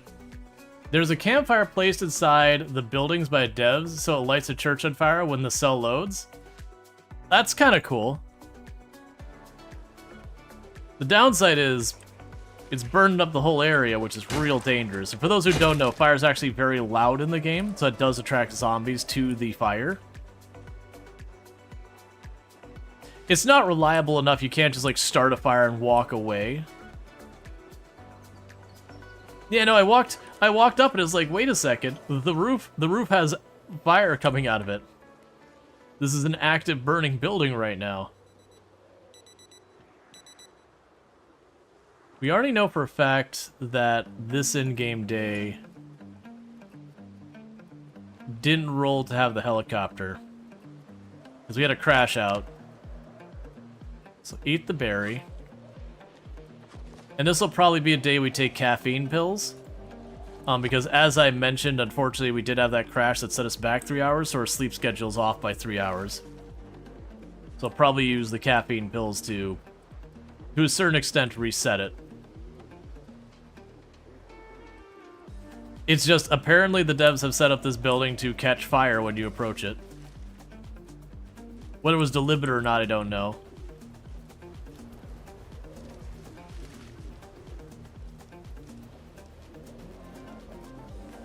Oh, I didn't want to do that.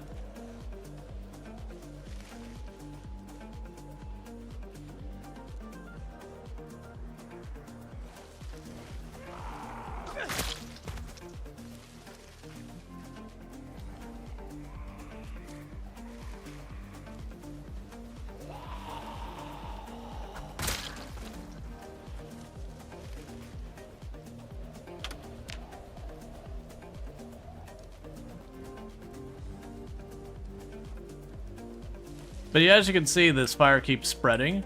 This is one of the reasons I don't like fire in the game. It is very destructive. Will the zombies' bodies go poof? Yep. Take a sip. Going to the park to make a resort? No, it spreads, but not quite that aggressively.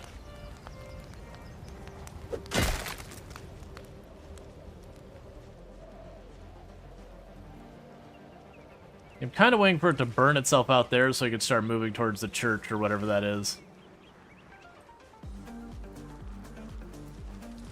I'm not gonna bother looting it. I don't mess with I don't mess with looting burnt buildings. It's just not worth it.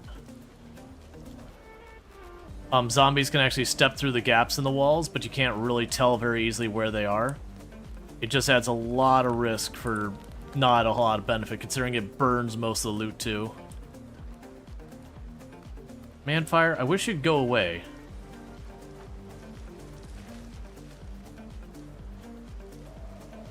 I just want to get in here real quick. But I gotta wait for you to kind of burn yourself out here for a minute.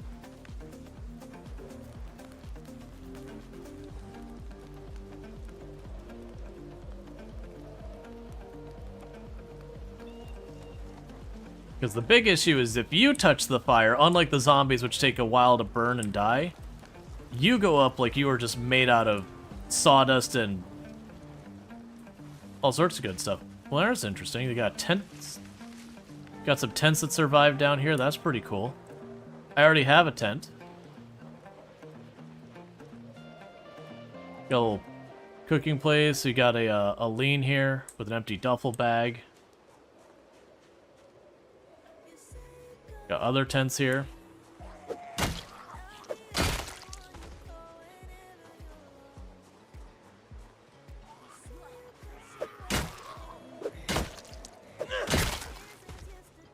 Looks like that building down there might have burned down too.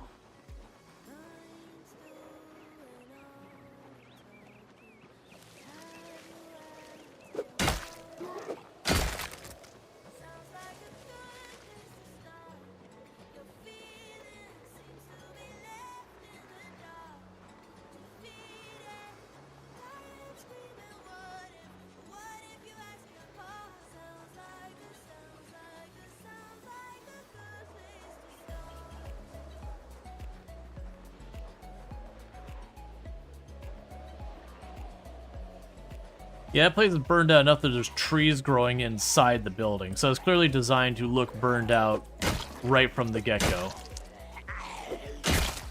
Let's back up before they all pop out at me. We're too close to do anything about it.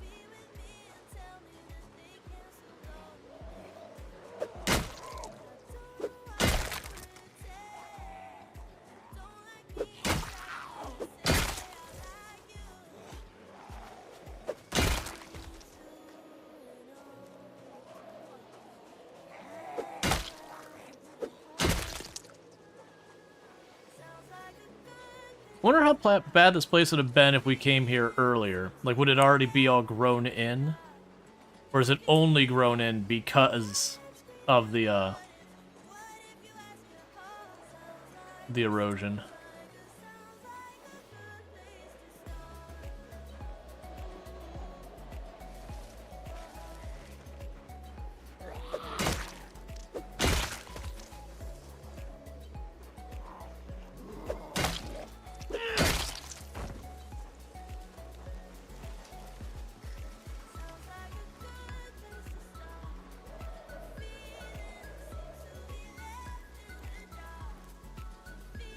Oh, I don't have my crowbar thing on there to take those off.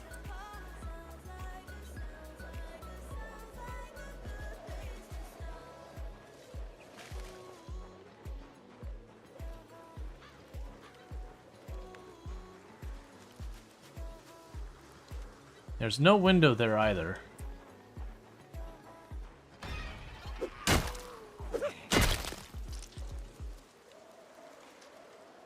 And technically disassemble those walls as well. Do I have anything that can go through boards real quick? Actually, I do. I have a hatchet.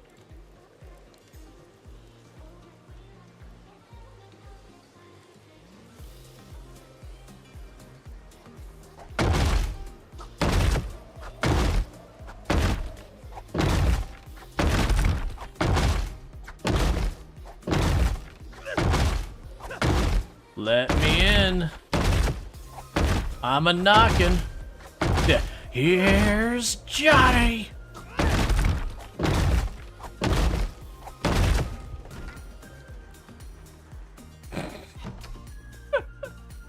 Ah, that was worth it.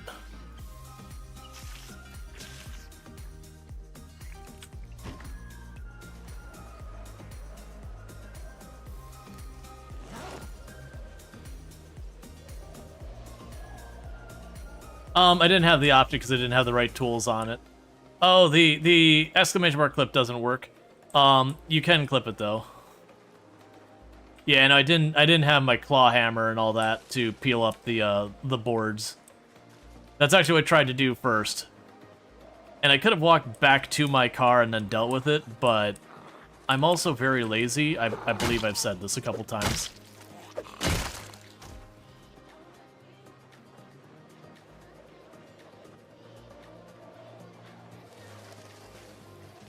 Yes, this wasn't burnt down. This is like a really poorly made home in progress.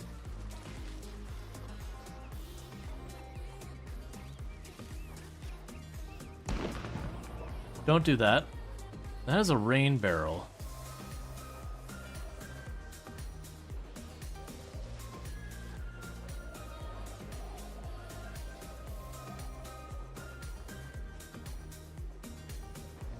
I think.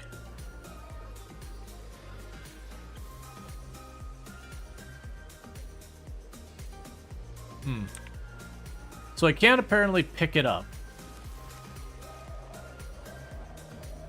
Which you used to be able to, because I used to be able to go here and pick it up, but it's not highlighting. Nor do I seem to have the option to pick it up either. So I guess it just lives here. Let's get back over to the church. Those fires have probably mostly burnt themselves out for the moment.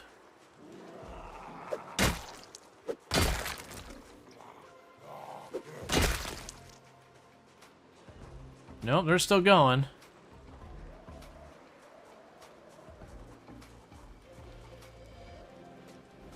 Yeah, so as you can see, they start with a campfire in the middle to deliberately set up the fire. That's kind of a cool idea. That's not showing... Oh, right, because we crashed.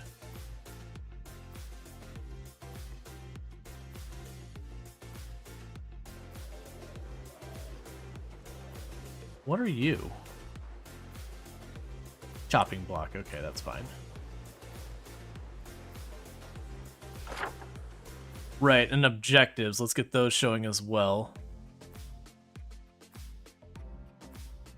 So the charcoal burning we've already done.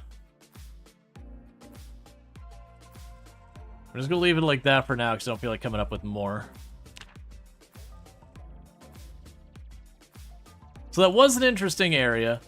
I do kind of like the fact that just catches fire right to begin with.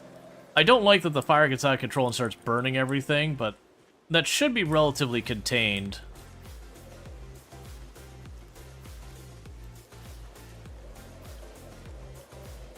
But I get the idea. That's probably why they buried that in so far, is that way the fire wouldn't be able to spread out super far.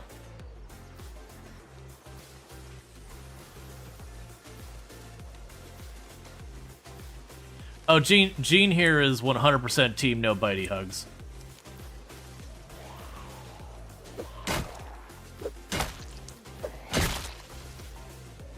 You can have whatever your preferences are. But Gene here is very, very team no bitey hugs.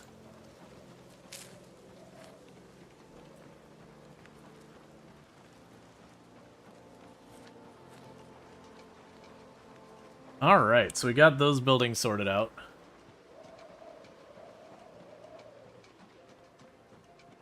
And pretty soon we'll probably take a couple of the caffeine pills. Oh, right, I don't have the road marked because we had the crash out, so... Where we drove the car up here. Thank you, wifey. Ooh, hot. I love you. Third objective can be finished clearing the air around the lake. Well, that's the, I mean, I guess in my head, that's the second objective. What's for dinner? It's like a beef roast thing. It's got like beef roast, pasta, onions, peppers, a whole bunch of stuff to it. Okay, so there's where my car is down there. And it did keep the zombies dead, so that's good news.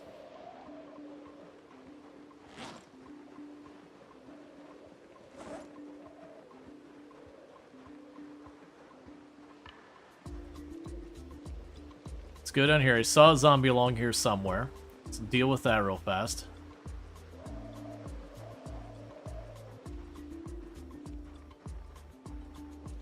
Oh, I don't know where the zombie went. These are wrecks that we can't do anything with so far as... I'll grab the sack. There's a couple things we can do with that. Like, these can never be driven ever. Alright, so let's pull those wrecks off the road. We got plenty of space over here I could probably put it in. I have not run into the bug. I've seen lots of, like, clips and footage and all that of the thing where the zombies are just, like, underneath the road and their head just kind of sticks out slightly above. I have not personally experienced it, but I have seen a lot of people, you know, post at that kind of thing.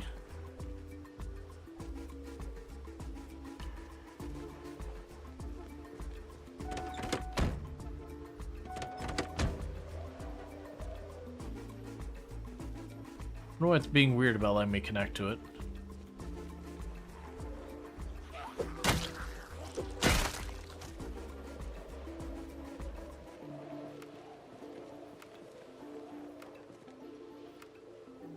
Guess get even closer.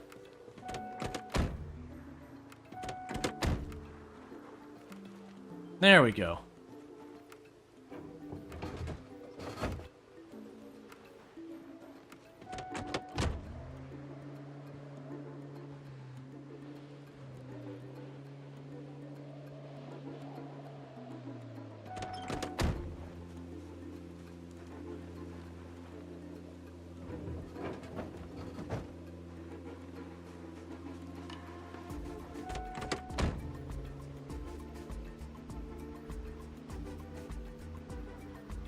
You enjoy that every car in Zomboid has both a front and a back tow hitch and a rope or something convenient? Yeah.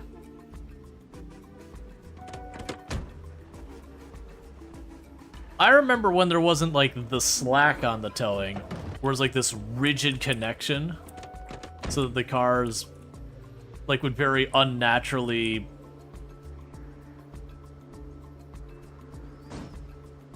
just kind of follow you around type deal. And then they changed to having this weird, like, sloppiness to it. I saw a zombie up here.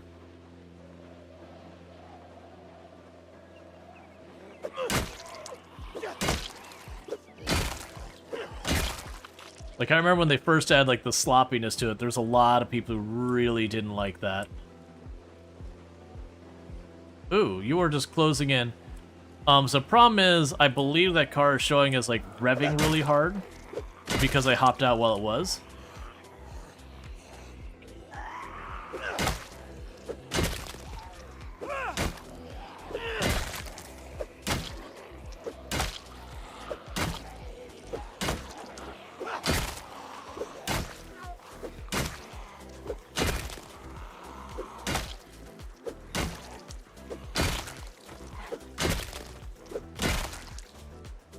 Okay, let's get over here and move the car, just so it stops revving at max. Because it could also be burning gas at a higher rate, I don't know.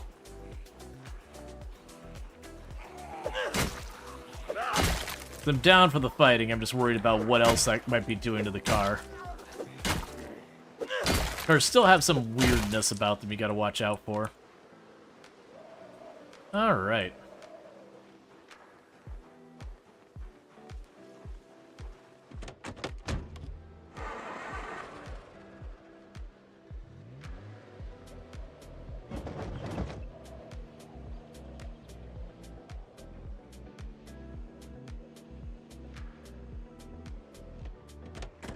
Did see a zombie behind us.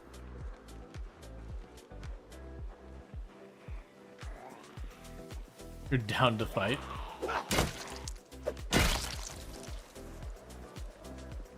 Yeah, you're all good. Yeah.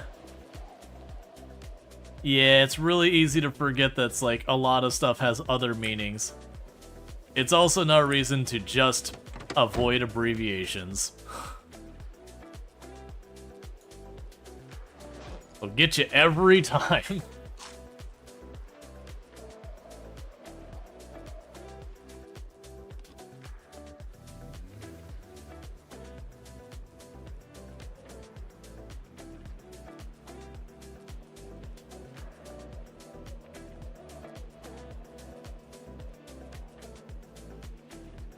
Okay, so here's the big question is, down here we have a large building that, well, two buildings, and then they got like a little security booth or something in the front that we don't know what it is. There is a tiny little shack over there. I imagine that's a log cabin. We'll probably check it out. What we'll probably do is I'll clear this building down here and then just follow the coast or something like that to get to it, because there's not really a good avenue there.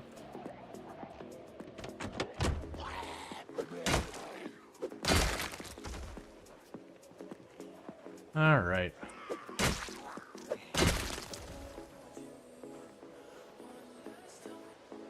Now, I'm expecting this place to be hot. It's an enclosed area from the looks of it. It's got a security booth. It's got some big buildings that could be warehouses or a bunch of other things like a factory or a lumber mill or who knows what. And all of that screams point of interest, which usually means lots of zombies.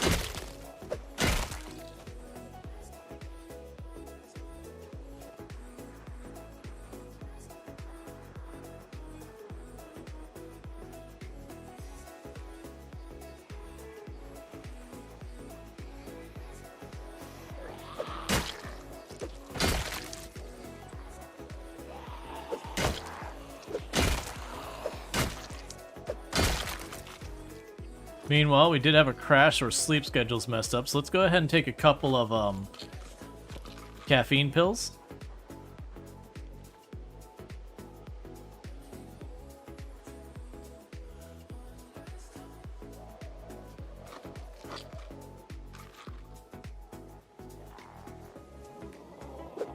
So that way we don't get sleepy early. Alright, so that's our shovel broken.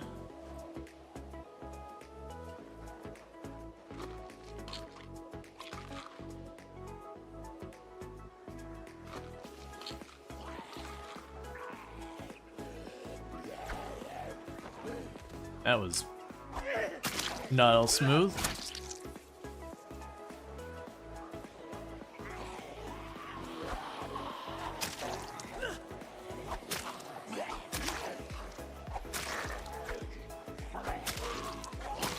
Gonna miss so many hits because of the visual attack bug.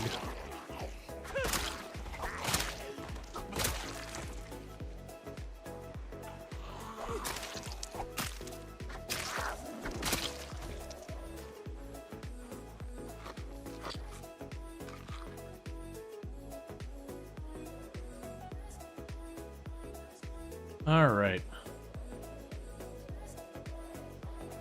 Did it fix combat range? They had a patch note where they said they fixed a bug that could cause longer range or whatever. But I wasn't sure if it was the overall thing got fixed or if it was like a specific one. It's something like fixed a bug that caused like really long range or something like that. It does seem to be fixed though. But yeah, that with the animation bug we currently got going on is making it real hard to gauge the attacks.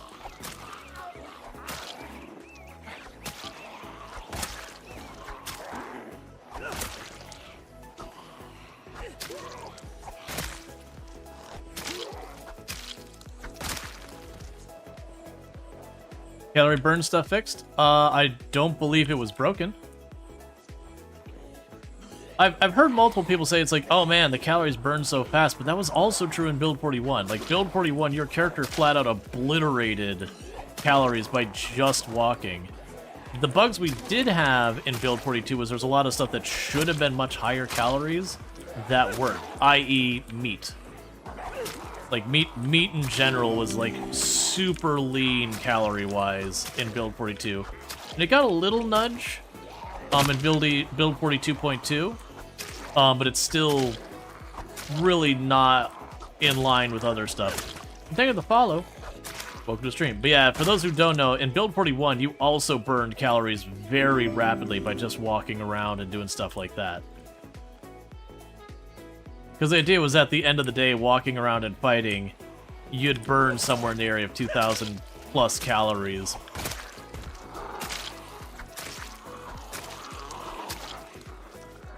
Walking burns more calories than jogging? Yeah, that just needs to be adjusted.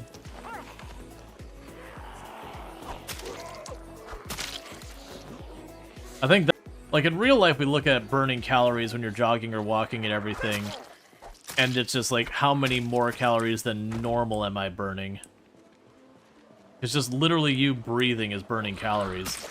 It's just so easy to get so many calories you overwhelm the amount your body uses just to sustain life. So usually measure the difference. But in Product Zomboid, when you're measuring it, you're measuring the cumulative of both.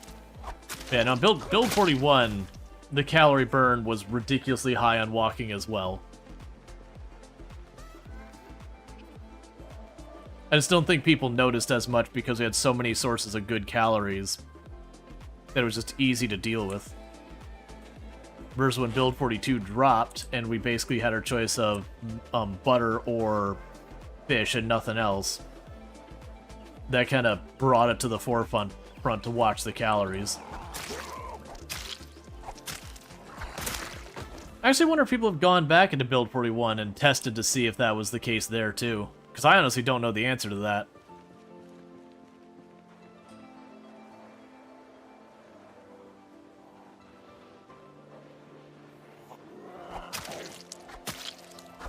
Man, I remember in Build 41 when they changed the calories to be so much higher when walking and everything. And a lot of people were upset about that just because it basically made you need food way faster.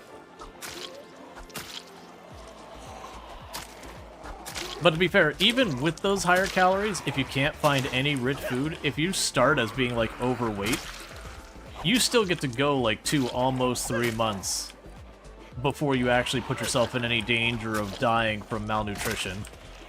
It takes a while for you to burn down. It's just they need to make it so stuff like butchering is a bit more accessible. There's a hunting knife there? Oh, did I miss a hunting knife? I'd believe it.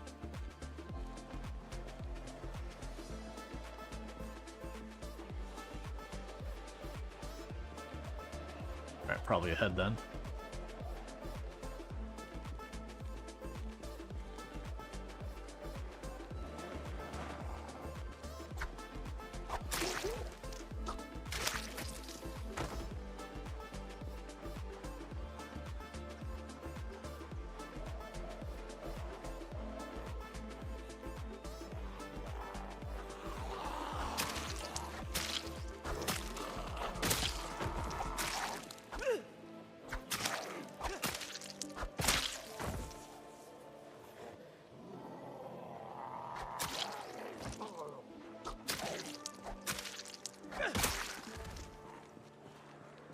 As he looked online, couldn't find the answer. Does anyone know if hay bales can be used as animal feed? Yeah. Went past it? Yeah. No idea, honestly. One would assume you'd be able to, either, like, using some type of crafting recipe or whatever, or you pick it up or something. I haven't had to worry about it, though, myself. There we go. There you are. I just haven't had to worry about myself that much, just because, like, being able to cut grass, the food is pretty easy to get a hold of. Like, even if you have to rip it out tile by tile. So I've never felt the need to go and seek out...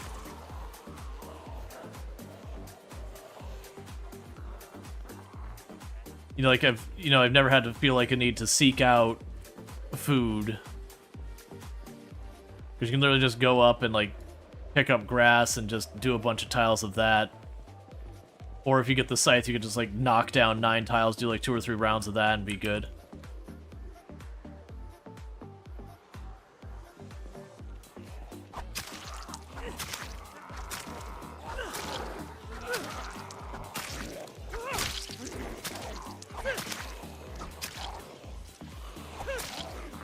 Okay.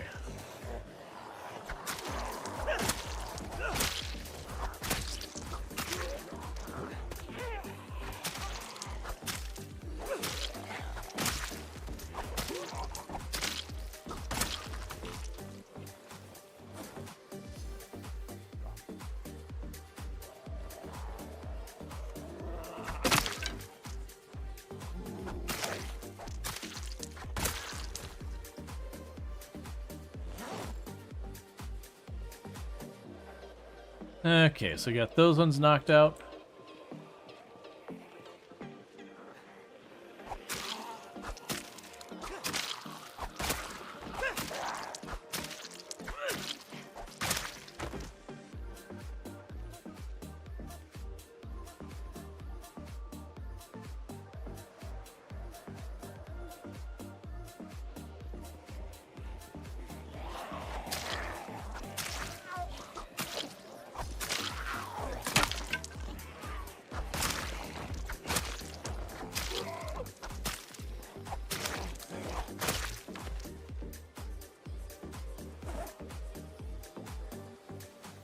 Okay.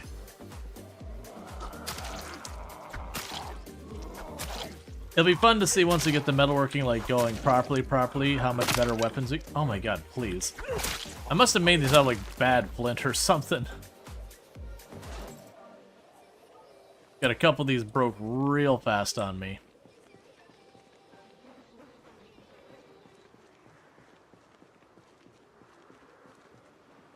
Alright, it's probably time to clear off if there's 1 or 2 zombies around the car. And then try and get out of here.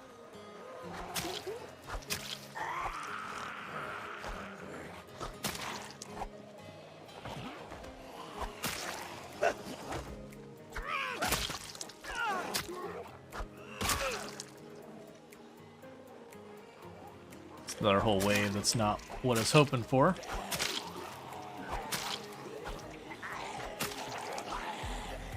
Alright, so it looks like we're going to be walking back to the next place that I have like a house or something to go to sleep at, probably that campground. We're gonna quickly walk up there, sleep for the night, pick up fighting in the morning. Because it's getting dark. We start getting exerted, not being able to see.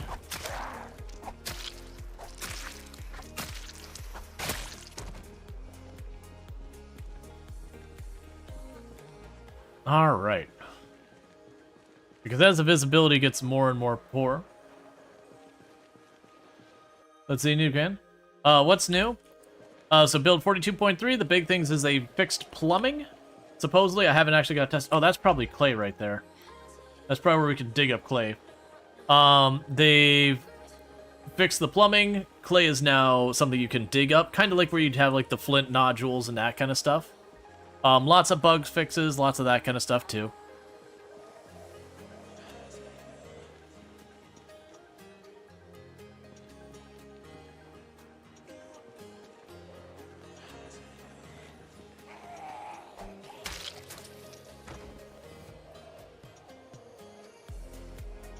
So I'm gonna rest just a minute in case we get a group. Brown sugar, we can eat that. Gotta see how much clay you get out of it. My guess would be somewhere in the area of like 10 or so, which I think would be entirely reasonable. Because I am finding it doesn't seem like you need that much clay. Like you need the clay to make the kilns, and that ends up being a certain amount. You have molds in that you can make that ends up being a certain amount. But it does seem like once you've made like a crucible and all that, you don't really need much more clay.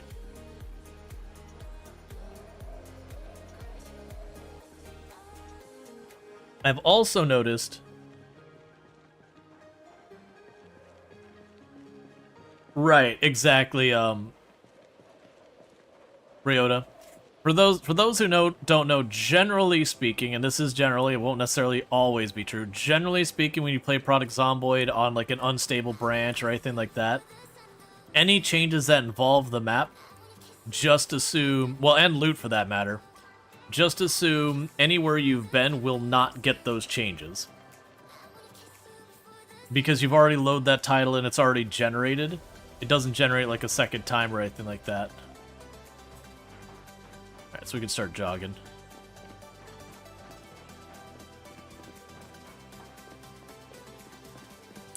Unfortunately, all the buildings over there are completely compromised and not...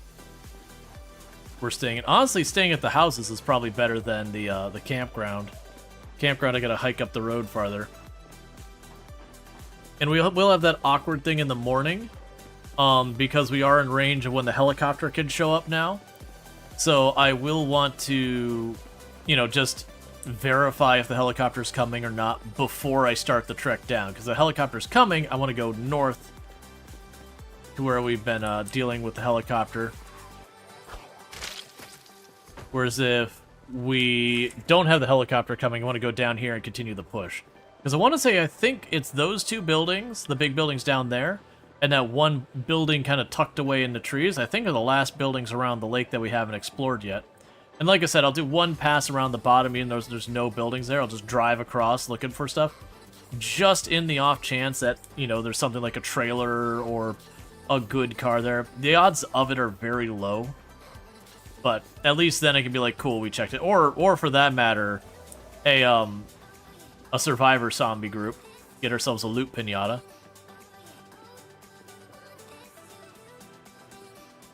I'm gonna leave it for right now.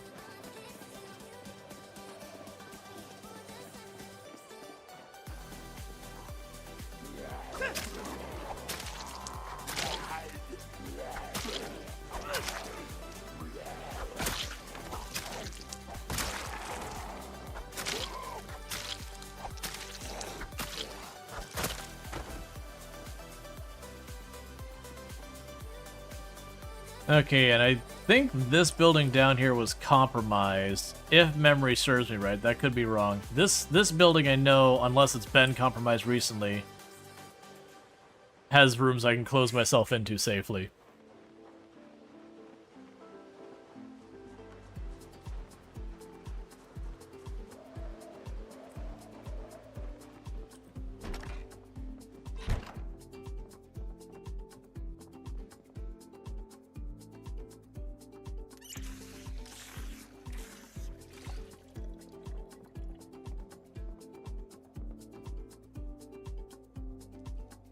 Alright. You think it'd be a nice trade-off mechanic-wise to be able to put a rain barrel farther away from your sink and use the pipes between? Yeah, that could be cool. I saw something move by down there.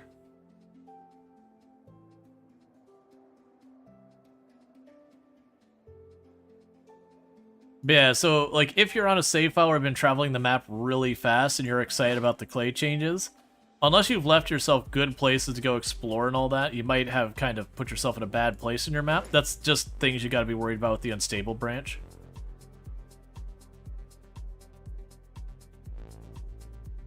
Oh, you can see through that door, straight in line to the bed.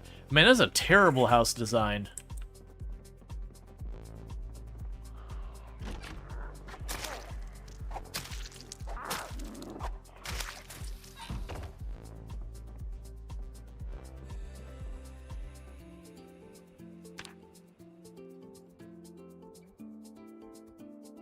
Let's see, there was a tool to reload map loot on build 41. You don't know if it works in build 42. There'll probably be a thing. There are also ways you can force the game to regenerate tiles. If you know what's, like, because when you save the game, every single cell of the map gets saved as its own file. So it is a thing that you could do, is if you know which chunk of the map, like, you know, is which tile or whatever, you can go through and delete the tile and it'll regenerate it. Keep in mind, anything you've done on it will also be reset. So say, like, you're like, oh, I want to see if I'll have clay near my base, and you go to your base's tile and you delete that chunk, you deleted your base. The game will regenerate the tile, and you'll have that. Yeah, and I can move the curtain. I need nails for that, if I recall.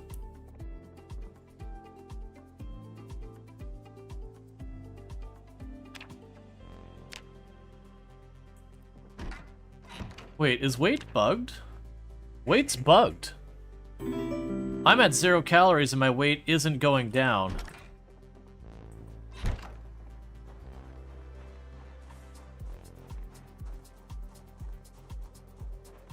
Thank you for the follow.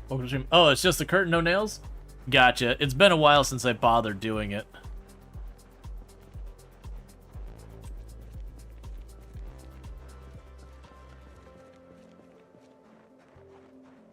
They're just gonna forage around here for a little bit.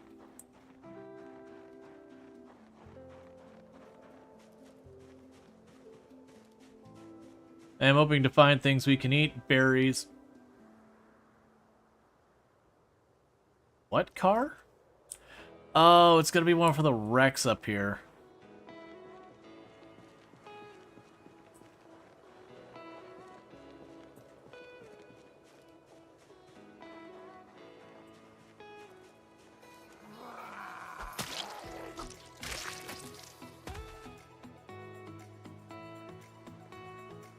All right.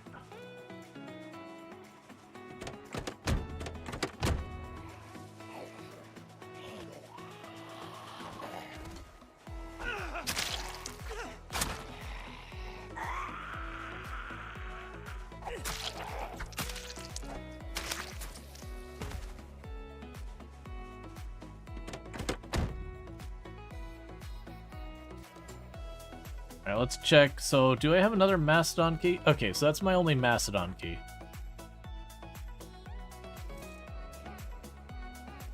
Chuck that in the glove box, because I don't need to lug that around. I'm never going to drive it. Let's see. The visual has a sheet hanging from the nails, but doesn't actually cost them.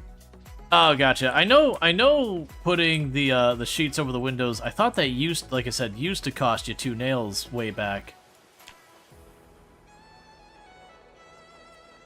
I'm not super worried about it. I just consider looking at that house as like, imagine living in a house that someone walks up to your front door, and it's just a glass front door that points directly straight onto your bed. And that's what my comment was. I'm like, oh wow, this is a terrible house design. Like, it's one thing if it's a solid wood door or something that you couldn't see through.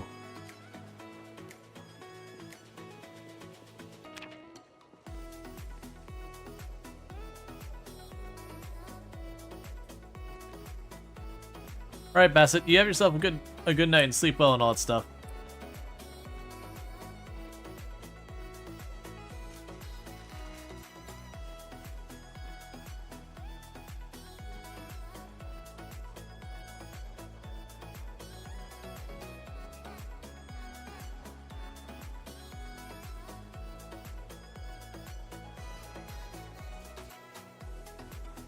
Like I said, I am just kind of wandering, looking for stuff to eat while we wait to see if we have a helicopter or not today.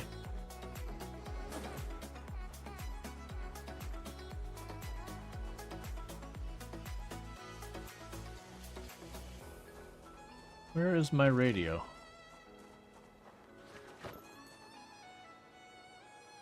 No, where is my radio? There, I looked over it twice. I was like, I best not have dropped that. That would be what we call a real big problem. Meanwhile, put the vice grips in our main backpack. Yeah. That's a log. I can't remember, did I find the keys for this?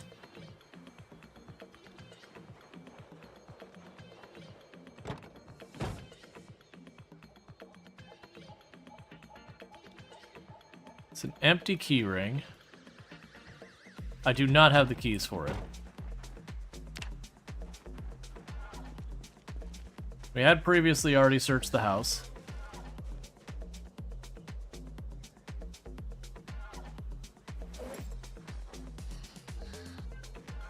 I'm gonna avoid opening that up with the blade for now. If we get super duper hungry, I can do it. But it is those things like, I think you can cut yourself doing in the blade. There was some negative why you don't want to do it. Did they fix consolidate all thread? I don't believe I saw that listed. So I would very much doubt it.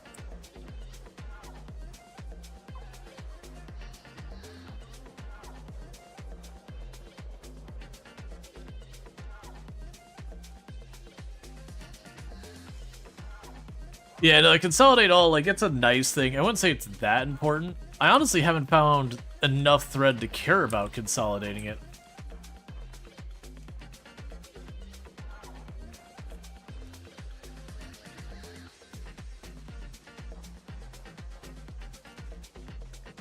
Ah, it's important when you're making your own thread. I gotcha.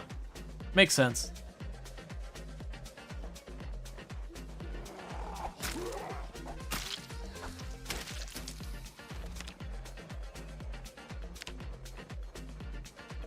Alright, so we'll be able to check the radio pretty soon to see if we have a helicopter today, which will determine what we're actually doing today.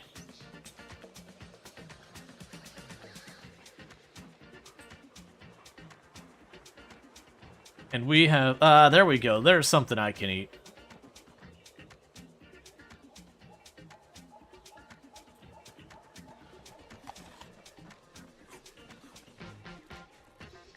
Your twigs...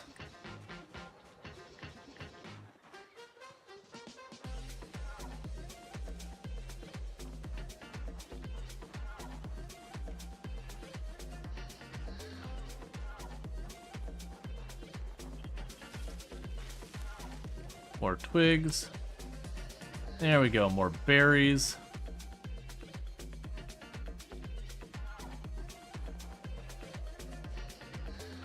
Yeah, I'll probably do it for right now, so let's work our way back towards the road. Let's not go through the really dense trees to do it, though. Berries seem a lot more common? Not really. I've always been able to get pretty reliable berries in the winter.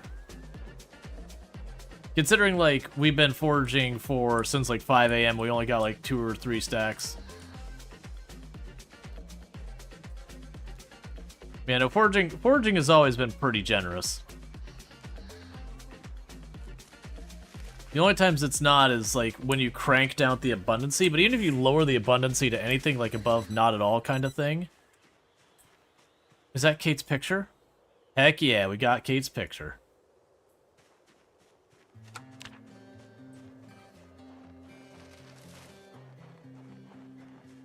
The old nod back to Kate and Baldy.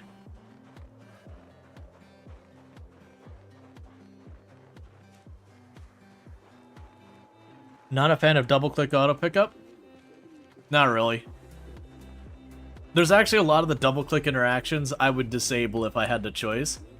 Because there's definitely been once or twice where, like, you'll go too fast, accidentally do a double click, and your character beelines over to deal with something. Like, no, don't do that.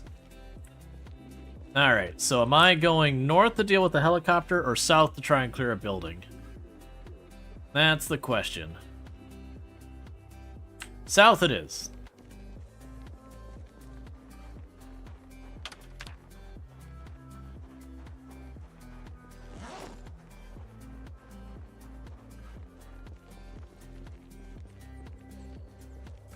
Alright, well, I'm gonna go ahead and jog down that way, make up for some lost time.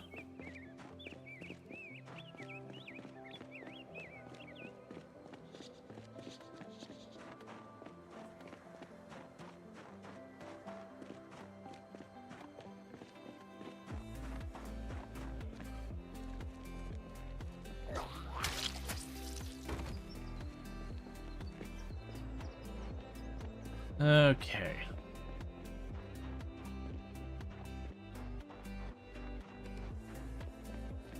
You're finally getting into Irvington, your 16 times pop run? Yeah, there's somewhere, I think, by my math, is something like 70,000, but yeah, it doesn't matter. When you're getting up to those numbers.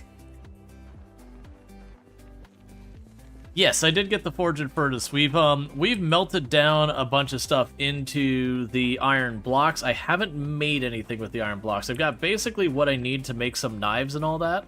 I just need to cut down more trees, and I've not been doing it. Like, that's kind of the big thing. Like, why is my fence not done? I haven't been cutting down the trees. Do you have tongs? Yeah, I got several sets of tongs. You know, like, why is the fence not done? I haven't been cutting down trees. Why are we not blacksmithing? I haven't been cutting down trees. I'm low key hoping that once we finish with this building, we find ourselves a nice trailer.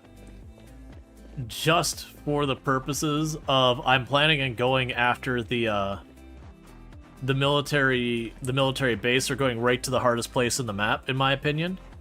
After this, because then I could see it that as I fight and I start running low on weapons, I'm just gonna grab logs from the trees I chopped down to clear the road, load them in the trailer, bring them back, and use that for training blacksmithing. That's at least the plan in the head, but that doesn't work if I don't get a trailer. It also won't be great with the taxi. I'd really like the pickup or the bull driver, ideally the bull driver.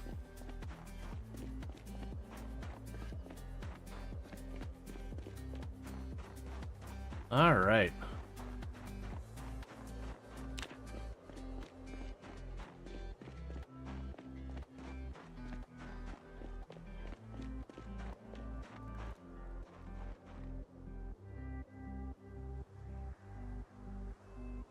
And it does look like weight's bugged right now. I'm at 0 calories in maintaining weight. Now, I don't know if it's just the down arrow isn't appearing or whatever.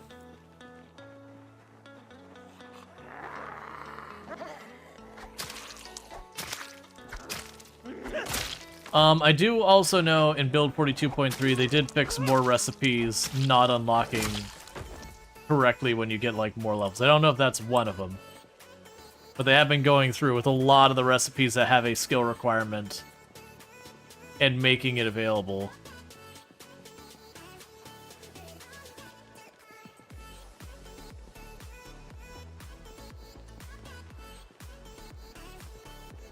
And we're pretty close to the car here.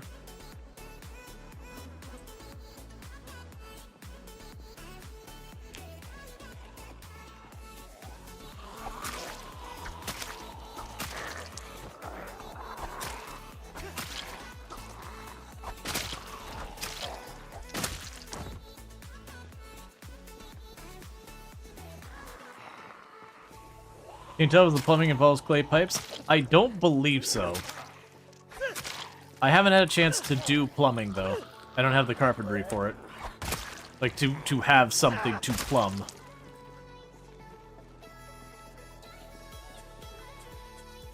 Let's see, don't you have, like, a mod that says when you gain or lost? Yeah. I can check it. I haven't been watching it, though. Like, so far as weight goes. I've been mostly paying attention to stuff like, you know, what's my kill counts looking like, you know, what XP I got.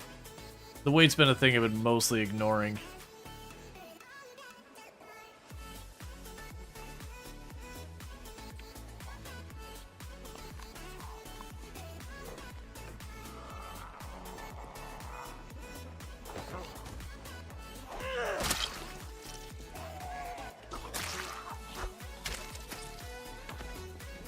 All right.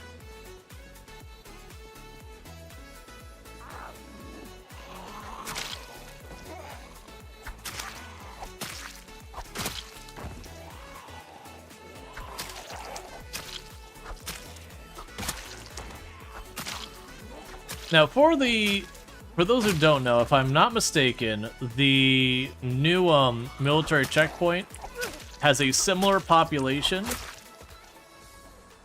to West Point, the entire city.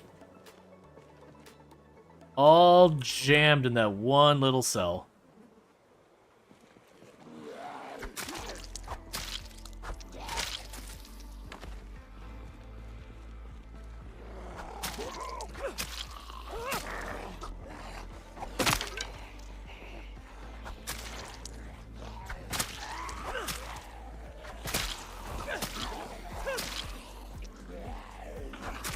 Yeah, 40,000 or something like that. Yeah. So for context, we're talking about pushing that that place next.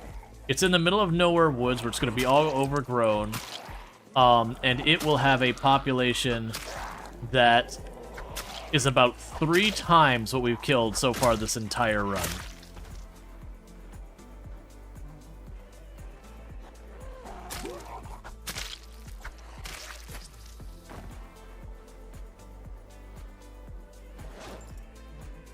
New migration mechanics will be fun.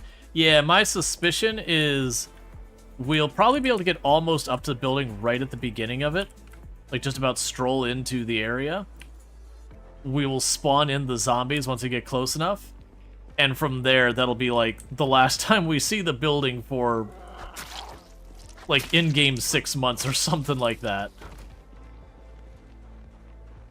Like, it'll just take us that long to just grind through the zombies that spread out from the building.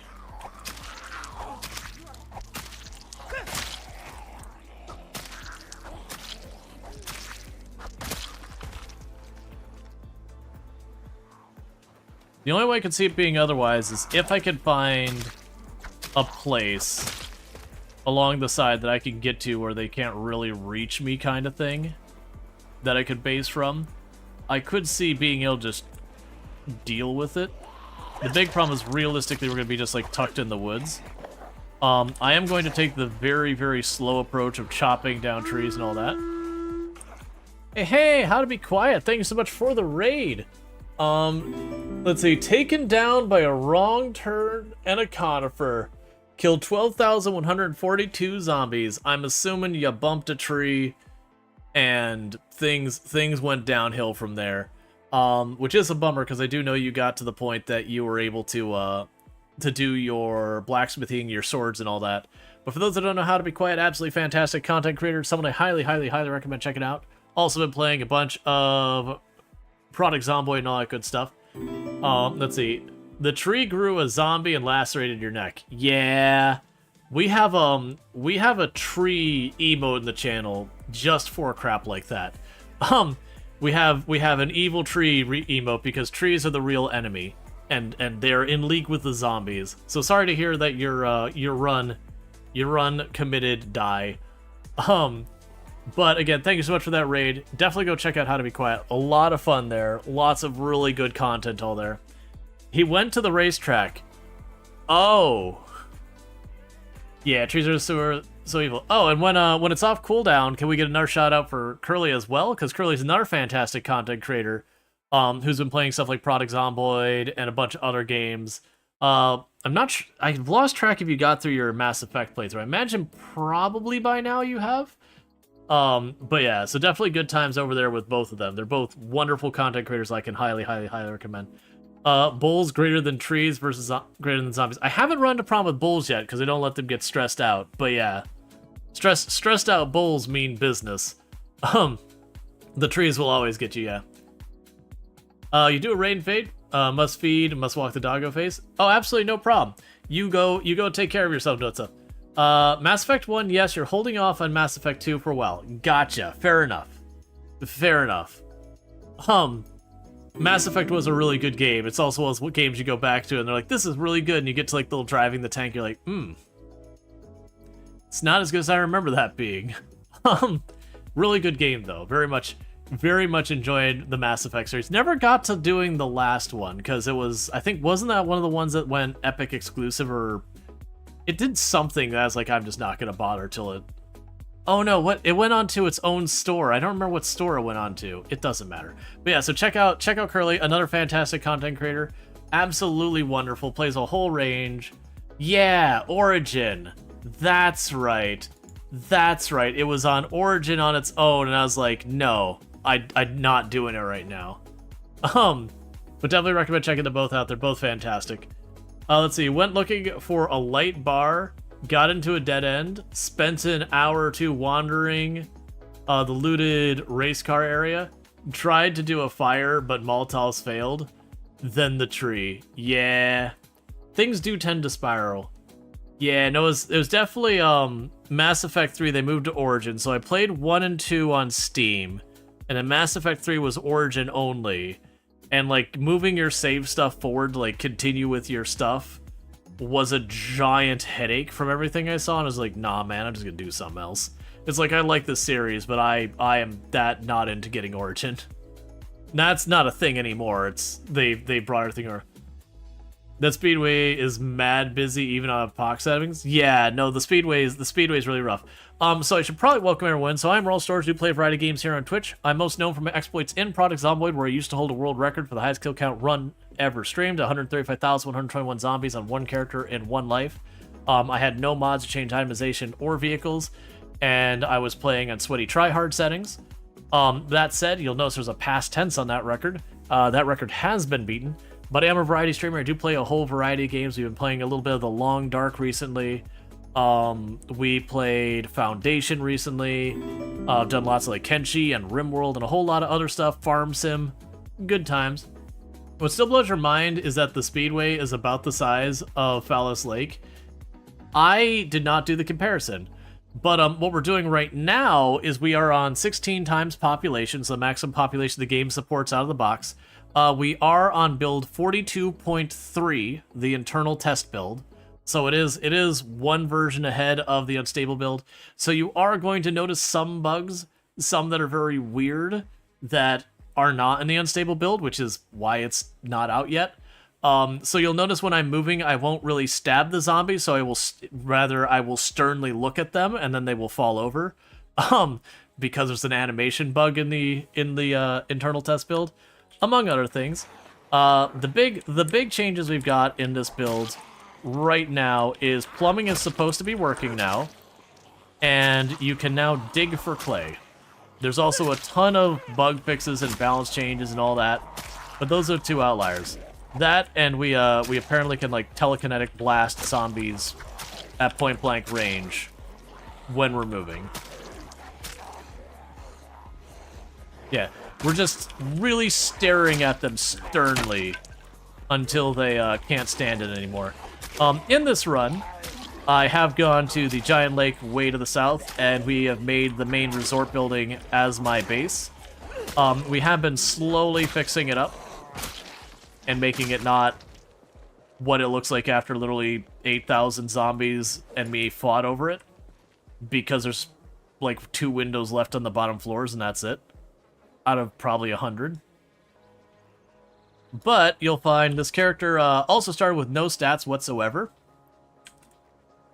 So when I say 0 to hero, my version of 0 to hero. Ooh, Nightstick. I haven't seen one of those in an age. My version of 0 to hero is when I pull up the skill screen here, it's completely empty when I start. Nothing in here. So every skill you see here, I have earned through blood, sweat, and tears of fighting stuff, including our abysmal aim skill. And to that degree, we're doing pretty well. We're getting pretty close to 9 maintenance, and our fitness and strength is going well. We have been alive for about 5 months, 17 days, during which we have killed just shy of 15,000 zombies. I am trying to clear up the lake, and to give you an idea of what 16 times pop is like, so we didn't kill any zombies up here in the Rosewood area or anything. We came straight down here. Of those 15,000 zombies, about 8 or 9,000 was just this tiny little pocket here. That was about 8 to 9,000 zombies. And then, like, the other however many zombies is just the little houses and all that around the lake. And to give you an idea, we also have multiple helicopters turned on. We are in the range that our next helicopter can happen. You'll notice I am trying to deliberately take the helicopters all in the same place. That's not my normal strategy. But with the population of zombies here, I've been trying to take advantage of that to draw the zombies out of the woods and all that. Thank you, game, for the meta event. That surely won't go badly. My plan after I finish clearing up this last 2 buildings around... Well, sorry, there's 3 buildings. There's a little wood cabin along the shore to my east. But after I clear this last handful of buildings, I'm definitely going to make smart decisions. And you'd be like, cool, you clear this area, so you're going to go and target a nice little place like Echo Creek, or maybe Lake Fallis, maybe Rosewood if you want to be a little ambitious from where you're starting. No. We're just going to go ahead and switch to the boss of the game and go right for the secret military base. That's my plan. It's going to go badly. But you know what? I want to see it. I haven't seen the military base since it got its rework. And I want to go to the place that scares me more than anywhere else in the entire game. Because I have cleared that military base twice on 16 times pop before. But that was the old version. Without all of the cursed things that I won't spoil going on it. Not the mall? Honestly, the mall is not that dangerous a target. I don't consider the mall... It doesn't even make my top 3 most dangerous targets. For me, the top 2 most dangerous places is the military base is number 1, especially on high pops if you don't do it right away. Mostly because the zombies will get outside of that perimeter and slowly work their way in the woods. And so now you have to deal with zombies spilling in and out of the trees the entire time you're working up to it. Which means you always have to be on absolutely peak levels of alert while trying to cut down trees so you can actually see what you're doing and getting through the path. So that, to me, is the most dangerous. The second most dangerous would be the prison. There's just way lots of little narrow corners and all that kind of stuff as well. That there's a lot of stuff you can do to mitigate the risk at the prison, and I would say it's the highest in-your-face difficulty. But it is something that even on 16 times pop, the dangerous part is when you get into the building. And even on the max pops, you can knock out the inside of the building in a day or 2 in game, maybe 3. So it's a very short-lived, really dangerous versus... To give you an idea, my expectation is clearing the the secret military base will probably take me in the area of 4 to 6 in-game months, is my expectation.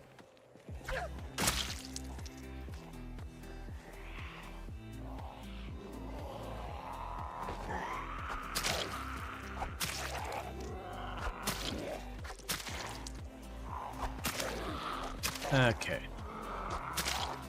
Is that a bread knife you got in you? As far as 3rd goes,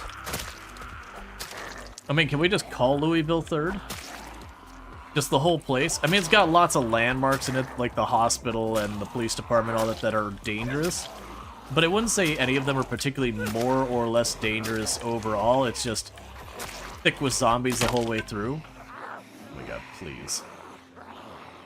But the thing for me that makes the mall, like the Crossroads Mall is what we're talking about, not as dangerous as the others, is it's got that giant parking lot all around it that's just wide open space, and yeah, it's up to its eyeballs in zombies.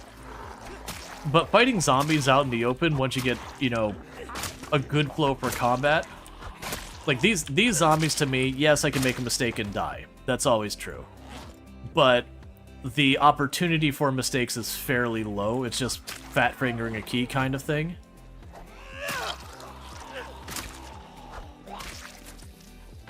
Alright, let's put that one back in the bag. Yeah, stuff like Fat Finger Key, just not paying attention to your endurance and all that. But yeah, so for me, the prison in Rosewood is a real dangerous one. But that to me is second. Mostly just because of, like, the time. You can stay on high alert, swivel, be extra cautious for a day or two in game, much easier than... What I suspect is when we get to the secret military base over here, I'm expecting somewhere around this area. So, like, my actual expectations with the new migration, I'm expecting to be able to get this whole way down here, and somewhere around this space, I will be close enough that this cell will activate, and the moment this cell activates, all hell is gonna break loose, and I'm gonna get shoved back out of those woods and have to just slowly pick away at the zombies going in there.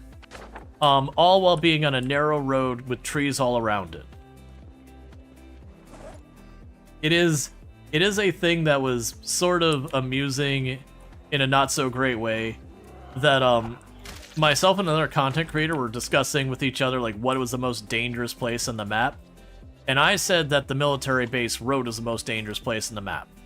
Like when you're at higher pops. And then the other person, they said that the prison was the most dangerous place in the map. It's not that we had like an argument about it or anything, but you know, we just had differences of opinion. And the irony was, that run that I died in the prison parking lot. Because just a zombie standing still on a pile of corpses. So nothing about the actual dangerous part of the prison, just poor visibility, zombie not moving on it, just walked right in and got bitten.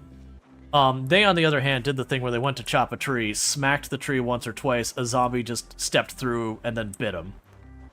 So the irony being, we both died to the place the other one said was more dangerous. They're both very dangerous places.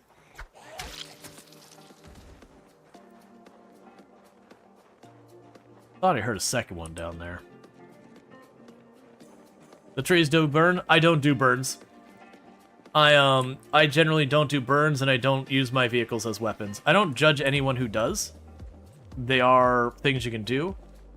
But, Louisville not dangerous? Louisville is dangerous. That's as, like, I'd probably say Louisville will be, like, third. Because it is one of those places you can kind of approach from the outside, and as long as you take your time and you're willing to grind, you can remove most of the risk. Eventually, some of the bigger apartment buildings and all that, and office buildings, if you want to truly clear the area, you're gonna have to tangle with. But that's gonna be a lot of, you go in, you go up a floor, your game hitches and it loads all the zombies into 2 floors above you, and then you leave the building and start making a whole lot of noise, and having the zombies come out until there's nothing left in there. And you'll have like 1 or 2 stragglers or whatever. But like you can manage that risk. Versus the problem with stuff like the prison is it's a big enough building that it's very difficult to draw the zombies out of the building. And then for the military complex, base, whatever you want to go with, its problem is it's just in the middle of the freaking woods. And let's say when you tested it was only 1 floor above. They may have changed it. That was build port 2.1. Yeah, I can't swear one way or the other, but the point being you go into the building and suddenly a couple hundred zombies spawn on the floor above you. And so you go in the building, you back out, and you deal with it. But yeah, so the military base, like you can use the noise to draw them out and everything, but you're still fighting on narrow wooden paths, little by little trying to work your way in. And generally, that is actually what things I did on... I can't remember which attempt it was. I shouldn't say attempt. I cleared it. On one of the attempts, one of the times I was clearing it, that was a thing I would do is I'd drive forward, I'd blast the horn a good couple times, I'd step away from my vehicle.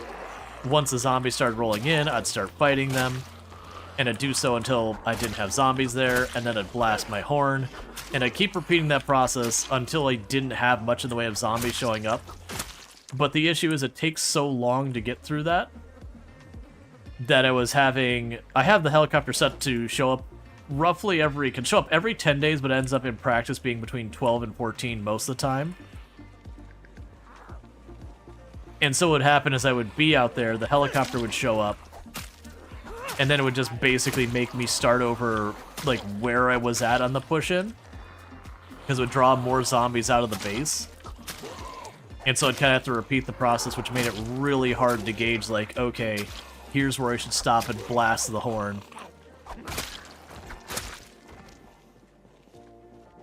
And then the other big danger is the road gets overrun by trees. So you have to cut down the trees to clear the path if you want to use a vehicle. And it's a very, very long hike if you don't use a vehicle. So you want to use a vehicle. And it's a whole thing. On normal apocalypse population, the road to it is not a big deal. Because it's not so dense of zombies that it pushes you out kind of thing there very much. Like, it'll do it a little bit. But the base itself is still a tough nut to crack. That's kind of the thing that makes me curious, is the prison, to my knowledge, didn't really change at all with Build 42. Whereas the military complex had massive changes from what I've heard. So, like, the outside part of it is mostly the same, but the inside part of it's totally different.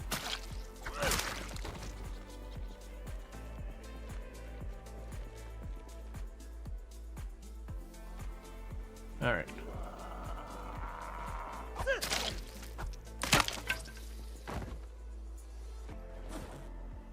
We're getting low on these. Which is fine, that's why I made that many.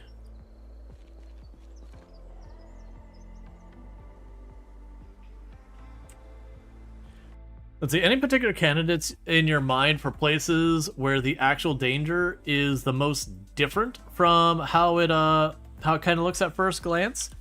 I mean, I would say the military base falls under that. Because at first glance, when you look at the military base, you just go, oh, there is an S-ton of zombies in there. I've got to be careful. But the problem you run into, and again, higher pops more than anything else, is you run into the situation where they come out to you. That you start to get overrun by them. So where you think in your mind, I'm trying to like break into this thing and knock it down.